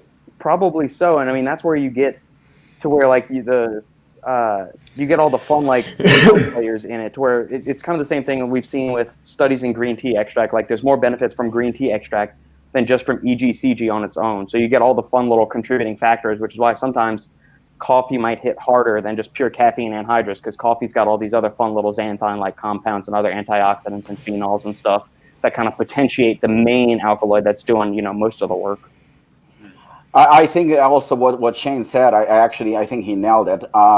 When it comes to review channels, that the fact that if it's a reputable channel, somebody like TJ, somebody like Review Brothers, who are actually helping the consumer to understand, and that's the reason I think why they have such a, such crazy following, because there is trust, that they will educate. I mean, when I go and buy something, not pre-workout, I'm talking about something else, and I don't know anything about it, what do you usually do? You do research, when you buy a TV or you buy anything, even food, you actually, you do search and you try to find out more information about it before you purchase something. I understand that a lot of guys will go out and buy products that are shit just because of the hype or false advertising. But I think that this is where we come from. And I'm taking myself away right now from the fact that I'm the owner of Apollon. But I think that what we do, the Final Scoop, Review Brothers, TJ, and channels like these, is that we actually help educate. If we can help one person, educate him on, on proper supplementation, on what to expect from a product, I guarantee you that, fully transparent labels, more honest companies, they would actually do even better, and they would keep growing because people would understand the difference. And as much as if you look at the market right now, there is clearly demand for transparent labels, and it's growing. Even like companies like Universal Animal, they are switching right now to fully transparent labels too. So there is definitely a trend towards more honesty, and shitload of money that companies used to make from making shitty products, cheap prop blends. It's not as easy as it used to be. It's still doable. It's still possible, but and it still definitely exists. But I think that maybe I'm being a little bit patriotic right now, but I think it's our responsibility too. It's our responsibility to convey the message why this product or this company is better than the other one, what to look for in a product. And I think that's the reason why people turn to us, why they're asking us questions. There is a moral responsibility, not just financial, because I think that also when you keep lying to people again and again and again and again and again, sooner or later it will catch up to you. Definitely. You will get exposed. It's just a matter of time. So maybe somebody who is lying and who is cheating the consumer is making the money now. But look at the past. How many companies have come and gone? And the reason is why they gone, because they lost the trust. They lost the consumer, and that's the reason why they gone. Somebody sent me a message just the other day and said, "Wow, Rob, I'm very impressed. A few years ago, you started Apollon. I didn't even know that you're going to go as far as you went right now, as you've gone right now." And I'm proud of it. I'm proud of it, because the thing is clearly we're doing something good. And, I'm not going to take all the glory. There are other companies. There are other companies who are striving and who are growing, and they are actually making an honest product. Yes, they're making money, but I mean, it's business. It's about making money. Somebody said about resistance that we released just now, they well, on average, it's a little bit more expensive than the other immune system products. Well, number one, it's not the most expensive. There are actually far more expensive that have half of the label that we have. But, I'm proud of the fact that we're putting out a legit product that we are not embarrassed by, something that we can be proud of. And, again, I can look in the mirror and not be ashamed of what I'm doing. So I'm still going to stick to fully transparent labels. I'm still going to stick to it. But at the same time, neither, TJ nor Shane are wrong, because unfortunately, we still live in a world where labels are just labels, because we still have shitload of products fully transparent that are actually just as bad, if not worse, than proprietary blend. In fact, I saw a few products where I said, I wish this was a proprietary blend, because I'm actually embarrassed for the owner of the company releasing this product and putting it on a transparent label. That's like a slap in the face. To that original question, I don't think it contradicts. I think it can seem like it, but I think transparency just gives you another avenue to better gauge a product. I don't think the labels are just labels goes against it. It's all conditional. Yeah, I do like what that person said before, though, because again, the fact that they understood exactly what we were saying, the best thing in the world. Because the worst part, and I did this way back when I started, was the worst part is you take a supplement and you saw a review, and or you did do research on an ingredient, and you dosages, and you're like, this is the one, and invest $60 in, you put your money in, you get it, and it's dog shit, and you're like, God damn it, what'd I do wrong? That's the worst. That's the worst, that you're going to blame yourself, because the other factor is the supplement company's full of shit. The retailer might be doing something bullshit. The review might have just been paid for. Is the fact that you can understand that and realize that most of the time it's not you. The product, I've had someone say, oh, did you try a heaping scoop rather than a flat scoop? I'm like, for fuck's sakes, 2 grams ain't going to do shit. Okay? If it didn't work, 2 grams more is not going to do it. People need, I appreciate that they understood that it is never usually themselves to blame. I mean, unless it comes to weight loss, that's a whole other bag. But it is the effectiveness of pre-workouts and stuff like that. It is labels are just labels, and shit can change. Yeah, if it doesn't work, try and find another one. Figure out, maybe it was a brand, maybe it was a review, whatever. But I do appreciate the person understanding that one. Okay, we are at the 90-minute mark, gentlemen. Do we want to go to a lightning round with Shane stories, or do we want to plug on with some of the questions that users have submitted? I don't have too many stories, but the questions are fun, so it's entirely up to you. Let's do one more question. Okay, well, we'll do this one then. I've got this one loaded, but we can do another one after this. It's one that came into my inbox earlier this week. I've got a question regarding 2 different mushroom supplements, SuperShroom from Glaxon and PeakO2, which is marketed and distributed by Compound Solutions. Is there a difference between them, and if so, what is it? Lukasz, you want to take mushrooms? It's your specialty. I can answer to this question. Well, basically, Glaxon offers a spectrum of mushrooms from... I believe they offer like PeakO2, but it's a small dose, right? Per serving, it's only like 1 gram, I believe. But the PeakO2, it depends which one you are talking about. But let's say, Action Slash recently released their PeakO2 standalone formula, as well as Prima Force. These brands offer 2 grams per serving, which I personally used and have really high reviews for high.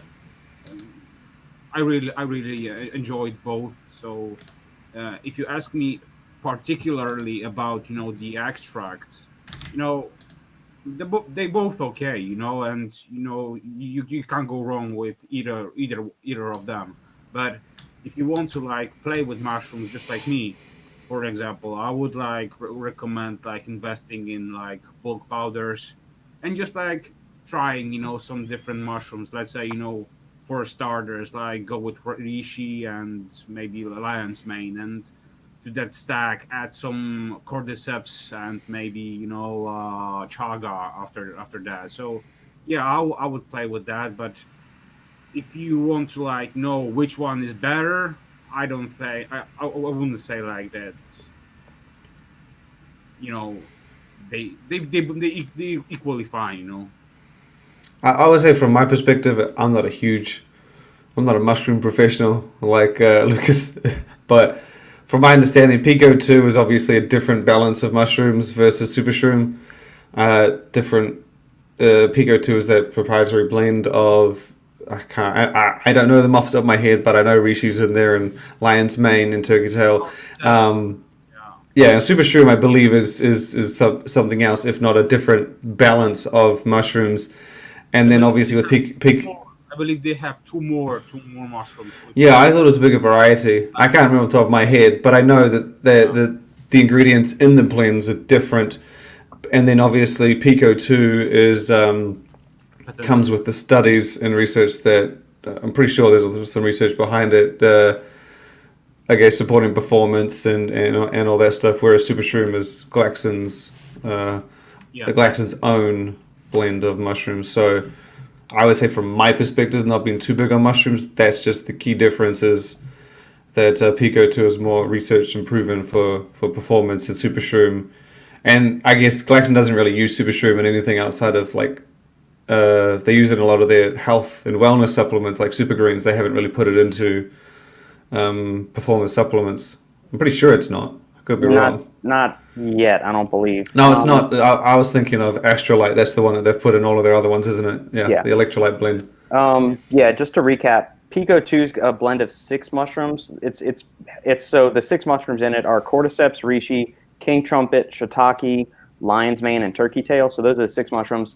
The thing about PeakO2, if you go dig through the studies on it, it is heavily biased towards cordyceps, and then it's not necessarily the fruiting body. So when we were looking at mushrooms, so you got mushrooms and you've got the fruiting body, which is like the little mushroom cap that you actually see at the store when you go to buy mushrooms.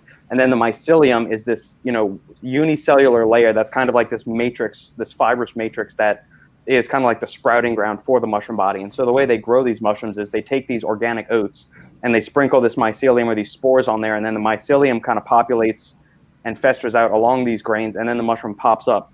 Now, when they go to make, you'll find 2 different kind of mushroom ingredients. You'll find the fruiting body powder, like organic mushroom powder, which is just the fruiting body. It's much more expensive to produce because it's just the mushrooms. The mycelium is a combination of the mycelium. Since it grows on the grains, you can't really separate that single cell from it. So when you're buying mycelium powder, it's basically like 2/3 ground up oats or brown rice and then a little bit of mushroom. So that's why mycelium powders are much cheaper than just bulk mushroom powders.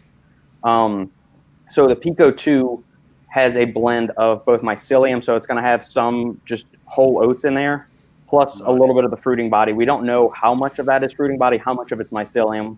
I do know that the blend of 6 mushrooms is heavily biased towards the cordyceps, and you're getting a little bit amount of the other 5 mushrooms.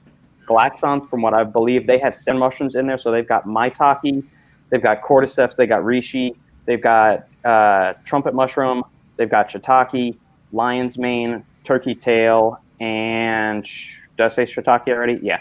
So they have 7 compared to PeakO2 6, and Glaxon actually tells you that they're using a mixture of mycelium and fruiting body.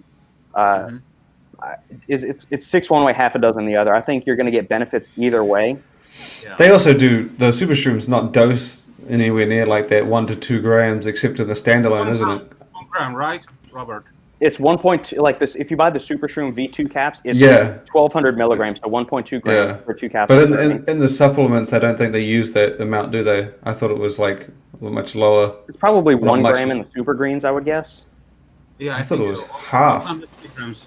Yeah, I thought it was pull it half. up here. I got all their stuff right here on my. Whereas PeakO2, I mean, again, if you just pointing out differences, PeakO2 is typically 2 grams. Unless you're talking about someone who split it 1 gram, 1 serving, 2 grams in it. I was using so far the Accent Badge and Primaforce, so those 2 are.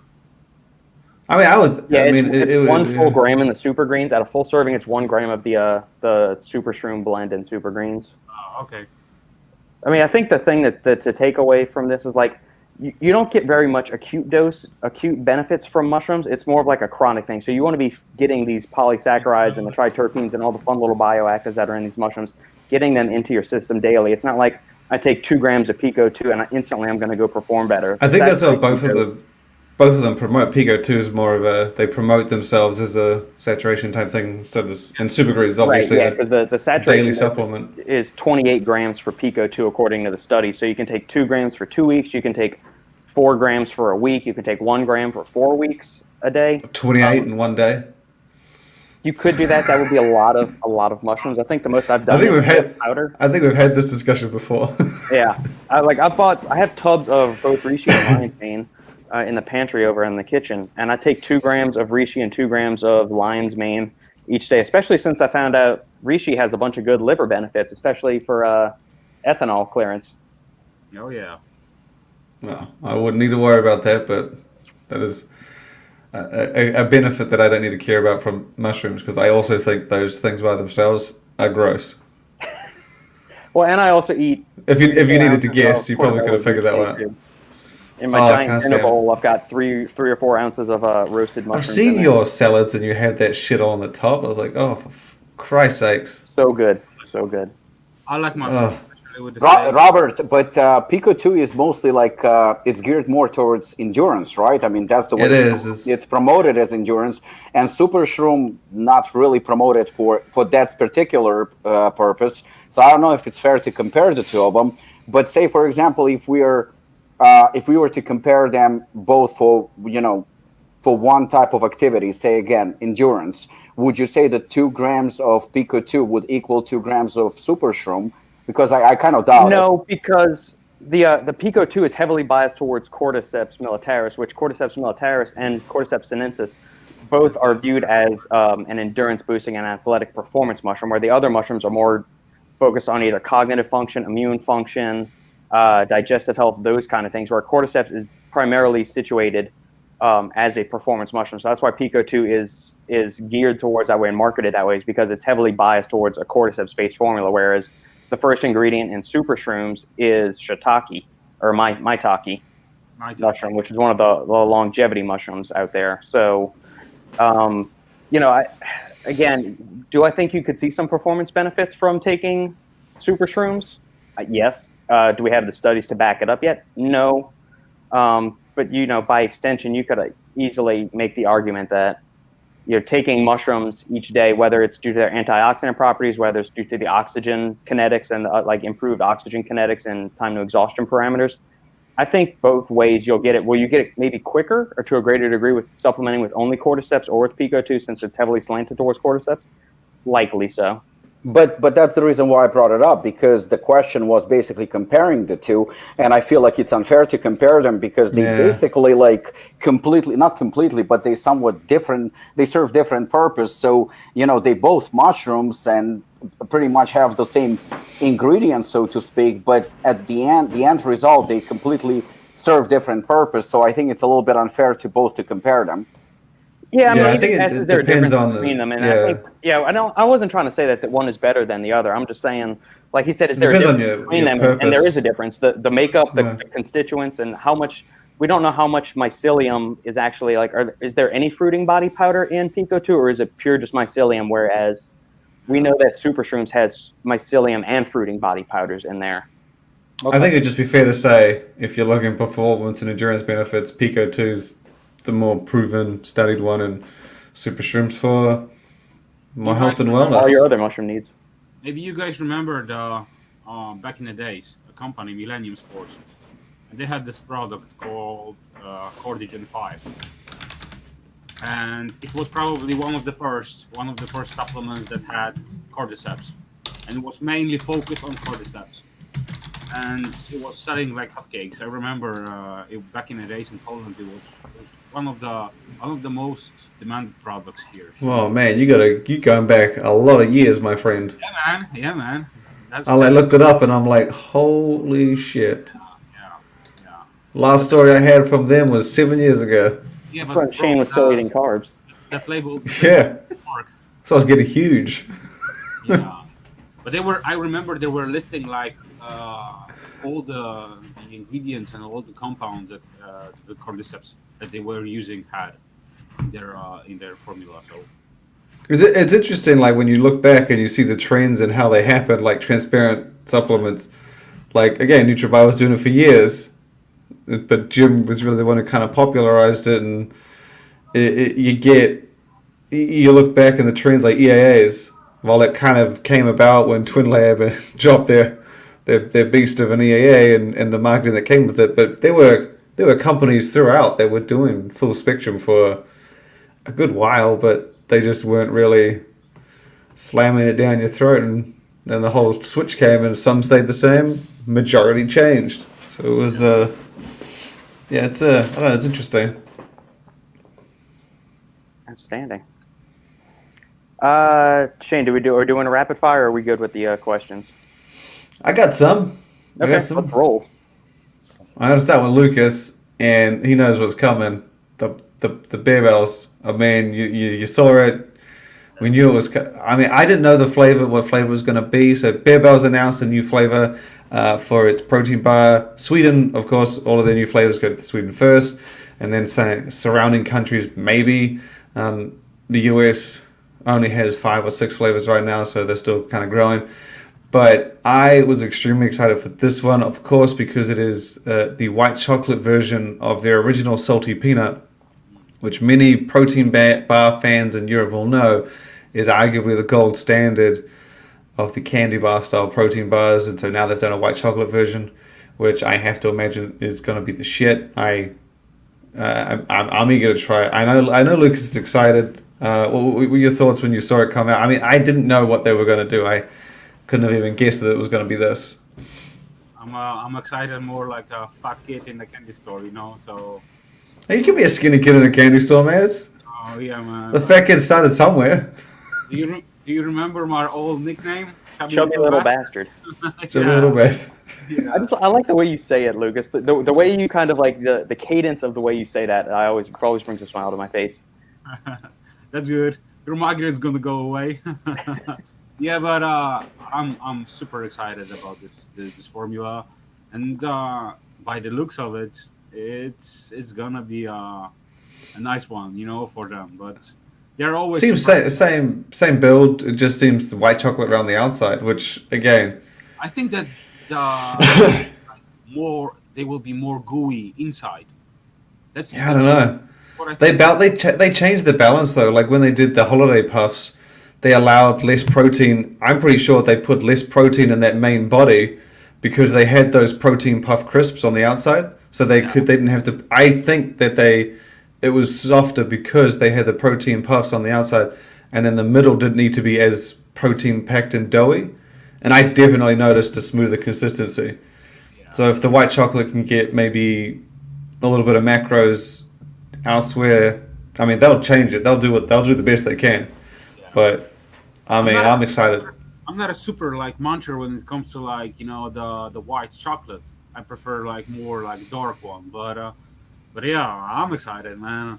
I'm excited, but because if you remember, this isn't their first white chocolate one. They have done white chocolate before, and it didn't turn out that great. So I'm excited because I get excited whenever anyone launches something new. But I'm going to be a bit reserved on if I bite into it, I'll be like, because white chocolate's hard to do in a protein snack. But you know what? What makes me like super happy is that, you know, the local market, local, you know, supermarkets, you know, food stores, they're already like listing, you know, all these bars, you know, that Barbells had, you know. Their support is so amazing, you know, for the local brands. That's why they are like super successful, you know. You can go to, for example, to ICA in Sweden, if anyone is familiar with for example, with this chain of stores, and just walk through. Oh yeah. The first thing that you see is going to be one of the supplement brands that are like, you know, that are like one of the top sellers. Bear Bells is more entrenched in Swedish supermarkets and convenience stores than Coca-Cola and Pepsi are in America. It's insane. They get higher. They're above candy bars. They're at the front of the counter. They sit in the same aisle as candy bars, and they get better position. They're closer to the start of the aisle. Their ice cream is ahead of the sugary ice cream in the frozen section. And I'm not talking like supplement stores. I'm talking every supermarket, flagship convenience store. It's it's amazing. In Sweden, it's amazing. Yeah. And slowly the world's kind of getting their stuff, and they deserve the attention. I think that brand is, 100%. okay, as most people say, the gold standard of functional in Europe. So, yeah. We were meant to go last year. Obviously, we're hoping to go this year. Hopefully, man. They'll have more product. They'll have more products out by then, so it'll be better. It'll be just as good. And so my next one, my last two stories are interesting, and because they're celebrity related. And I'm going to put this one to Robert just because he said Al Pacino, and I was like, you know what, let's just do this one. So the man himself, Mark Wahlberg, Marky Mark, his brand Performance Inspired, they do a lot of traditional supplements and stuff like that. They got a pre-workout. I'm pretty sure they have a bunch of other things in their line, but this past week they introduced a product called Go Time. Now I don't know if you saw it, but it is a protein RTD, but also an energy drink, which I thought was quite interesting. So what it is you get 12 grams of protein, 6 grams of carbs, no fat, and 110 milligrams of caffeine. So I don't know, you take this post-workout, I don't know if you take it before. I thought this was... I thought that this was like a sleep formula for Lukasz. I just thought it was... I thought it was... I like it's called Go Time, so I assume it's for pre-workout. Right? I can't imagine you being like, yeah, let's have Go Time for after your workout because it's time to leave.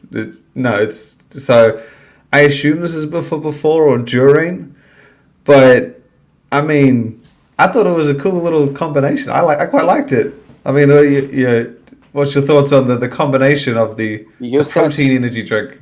You said 12 grams of protein, right? Yeah. So you still got to take your post-workout shake, obviously. Yeah, and how many grams of carbohydrates? 6. 6. So, I mean, I'm going to agree with you on a concept. I think it's fucking brilliant. I mean, you know, we've seen that typically it's a standard pre-workout for many people is to have usually protein and carbs. You know, most conventional would be people have like a scoop or two of protein and some oatmeal or something like that. Maybe some of them will add a banana to it, but that's like very, very conventional. But we're talking on average, that would be probably between 25 to 50 grams of carbs and probably around 25 grams of protein. I don't think they're scientifically putting 6 grams of carbs in this to make it. No, I understand. But so the concept of having it as an RTD, you know, instead of having an actual meal and combining caffeine, I think the concept is brilliant.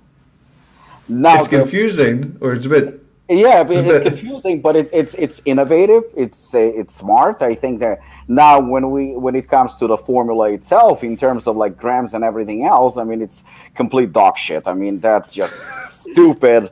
I mean that is fucking ridiculous. Number one, the caffeine definitely is something that you can put a little bit of theanine and go to bed. I mean that's how shitty it is. Protein 12 grams and 6 grams of carbs not gonna do crap either.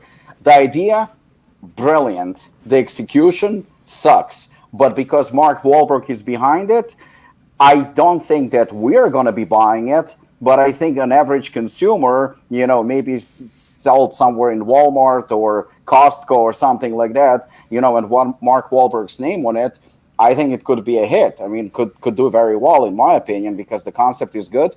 Celebrity is behind it. I mean, we all know that celebrities usually, they better than any influencers, especially Mark Wahlberg. I think he's like pushing 50, and the guy looks absolutely incredible, so he doesn't need nobody else. It's just his body and his physique and, and his personality. Is that a brand I've seen in like retailers? I haven't seen supplement retailers. And I don't think we will. But it's very popular from what I hear. I mean, the cost of it is probably nothing. I mean, it's cheap as fuck. My guess, the protein is probably cheap whey concentrate. Again, that's just my guess. Carbs, I don't know where they come from, but 6 grams, who really cares? So I think the execution sucks, but the concept is great. Oh, hold on. It's from whey isolate. Oh, wow. Impressive. Okay, so that increases the cost by maybe 50 cents to $1. Hey. This is Mark Wahlberg here. Don't. What about Mark and the Funky Bunch? Yeah. What about carbs? Well, 4 grams of the carbs is sugar. Yeah, so it's like I said, the concept is Well, great. I mean, for me, that's like 10%, so that's pretty good. I mean, he's made this. He's made this for me. It's perfect. Well, I think even for you, 100 milligrams of caffeine is nothing. I'd probably stack this with every with every workout. Yeah. So, like I said, I mean, great idea, poor execution, and probably will do very well. Okay, the last story I have, and this is a big one, and this is coming tomorrow. No, it's not tomorrow. Monday. It's 2 days. The Rock. So last December, well, not December, just being the one before. And I had 2 or 3 fans that commented to me. So when he announced his Terramana tequila, a couple people said in the comments said you need to do an energy drink.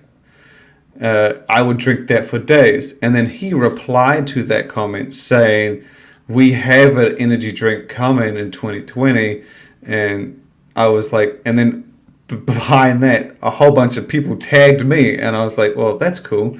And so there was confirmation, the Rock's coming out with the energy drink. But 2020, this was in December of 2019. So shit happened, obviously. And things got pushed back. So on Monday, he is finally announcing, he shared a teaser earlier in the week saying that he has a healthy, positive energy drink that they've been working on for 18 months. So he did say that it's exactly an energy drink, but he said it's a beverage and it's all about healthy, positive energy. I can only assume it's an energy drink with a healthy, positive kind of twist. And the full announcement and unveiling is coming Monday. I believe it's an entirely new brand. Outside of that, I don't know shit. Obviously, he hasn't hit me up about it. I mean, I thought it was, Bang is obviously huge, grew to the size that it is. Ghost made a splash. But I have to imagine that an energy drink from The Rock, which by all means looks like what we have coming on Monday, I'm like, damn, that's got a shit on everything, right? If he does a protein powder, I wouldn't care if he actually put rocks in it. I would probably buy it, right? I would think so. I mean, he's an idol. He's an icon. He's like the most popular human being on the planet, and he is the most popular. I thought he was the most popular person on Instagram, or at least the most popular male. Probably because he's got like 100 and it's insane. Yeah, if I would venture a guess as to what the formula is going to be, it's going to have B vitamins, and have some electrolytes. It's going to be like green tea caffeine, like it's going to be green tea or green. I think natural. I think it'll be natural caffeine because again he made it clear it was healthy, positive energy. So I assume the healthy is going to be the B vitamins and the natural caffeine. Right. The positive, I feel it has to be artificial, not artificial free.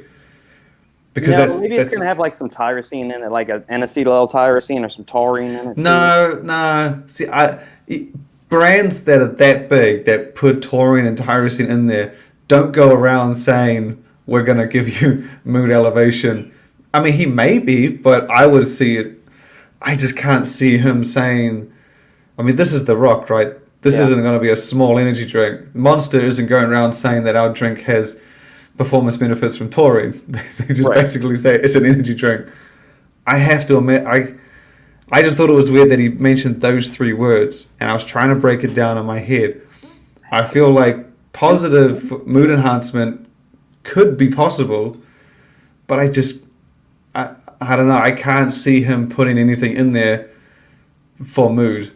I just can't, or like positivity, or like feel good. I just can't. Yeah, I mean, that brings to mind like adaptogens, but there's no way they're putting quality doses of rhodiola. No, that's what I'm saying. I think it's like that, because that would make it taste horrible. I reckon it'll be the usual caffeine, taurine, guarana, ginseng. Yerba mate maybe. That gluta, whatever the fuck it is, that got about 15 words, isn't it? Glucuronolactone? Yep, that's the one I was going to say. Or maybe the other thing I thought was positive as in no, like calorie free, like no sugar. That was the other thing I thought. I was like, to be honest, again, he doesn't really need to do anything special. It just needs to look fucking good. In fact, he could put his face on the can, and that would do enough. I mean, since we started doing more energy drink news, we had someone reach out about the Halo Special Edition, the Halo Infinite Special Edition Monster, and I'm pretty sure it was Monster, and it was basically, it looked like Monster on the front, then you turn the can around, and it had Master Chief, the lead character, on the back, and they were Special Edition cans. They came with free codes that you could then use in the game. Something we've seen from many other, Rockstar have done it. They did it for Cyberpunk, if I'm not mistaken. But yeah, it was a cool concept, but someone told me about it because they said, I heard this energy drink came out, and my friends said that they had it in the state over. So they drove for like 2-3 hours to grab 8 of these cans. And the video I saw was like really late at night. Dedication. And I'm like, holy shit, just to get them, not to drink them, just to get them and see them. I don't know, they probably did drink them, I would have. And it's the same drink, it's nothing special, it's just the can. And I'm like, these are some diehard fans. And now you're going to combine that with the rock. This is a recipe for explosion. Although my other question was, how much caffeine do you think he's going to put in it? Rock. 200 at the most. Yeah, I would say 200. I say I feel like 150, but Possibly 150. 150, 160. Yeah, but that's what you said. By the way, the most popular on Instagram is Ronaldo. I had to look it up. He has 253 million versus Does the he Rock. count? Does he count? The fastest state of affairs in the world when a soccer player is the most popular person. Yeah, in the world. he's Soccer's not even a real sport. It's not even a real Don't look. You got a Polish person here, someone who clearly loves soccer, and someone who's not from the US. Maybe if TJ was here, you could say that. Yeah, exactly. No, it's but besides that, I think that it's going to be very conventional because even like I'm not a tequila drinker, but from what I understand, his tequila is moderately priced. It's not super expensive. I heard that it's pretty good, but it's not like the best tequila on the market by far. But like you said, I mean, it just has his name behind it. You know, that's more than enough. So I think that his energy drinks is going to go for taste more than anything. It's going to be definitely, I mean, I think it's going to taste pretty good. I think that it's going to be very creative probably in terms of the, the look. Possibly with him on a can or maybe his logo, the one that he's using on Under Armour, something like that. It's going to be catchy. Caffeine content, I predict that it's going to be 200 or under, possibly 150. And I don't think there's going to be anything special in it. It's not going to be an expensive, cutting edge, game changer kind of an energy drink. Yeah, it's not going to be that. I think it'll be game changing in terms of impact. I don't think we will have, if this is as But do you in think your that face, it's going to take down Monster? No.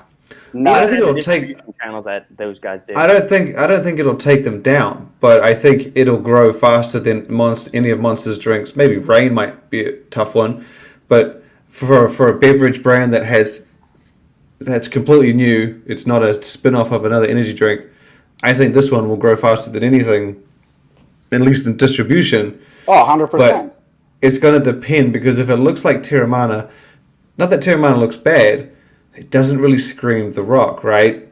Like you see it, and it just looks like... So I'm hoping that this is more connected to him and his likeness and character, like some of those G Fuel cans where it has the ambassadors like on the sides of the cans, like doing a little pose and whatever, like PewDiePie's one. You know it's PewDiePie because you see him on the goddamn can. So I hope they have something like that for this, because I feel like if you give it that Terramana approach, you're going for that older audience, you're going for that not necessarily the younger, in-your-face, kind of crowd.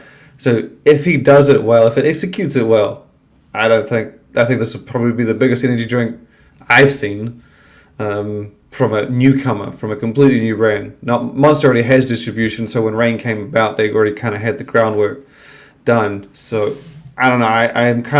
I'm a big Rock fan, so I'm extremely excited to see this. But again, it's I just hope the execution is as in your face as I would like it to be. But Monday's the day it's all unveiled apparently, and then launch in March? I think it was launched in March, or maybe next few months or something. I mean, the reality is like as long as you're a celebrity of that caliber, I think that selling it is not going to be an issue. I think that in terms of like how it's going to look fantastic. It's going to look great. But like I said, Terramana, it's nothing special. Again, I'm not an expert when it comes to tequila, but I think it's selling great. It's very, very popular because it has his name attached to it. But his Under Armour line, I don't think that it's beating Nike. I don't think it's beating Adidas. But it has its following. So I think the fact is his fans definitely going to go for it without a doubt.